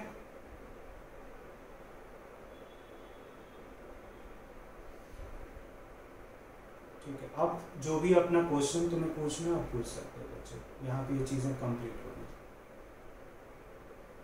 जिसको जो क्वेश्चंस पूछना है वो क्वेश्चंस पूछ सकता है। आप पूछ लो जो जो क्वेश्चंस तुम्हें पूछना है।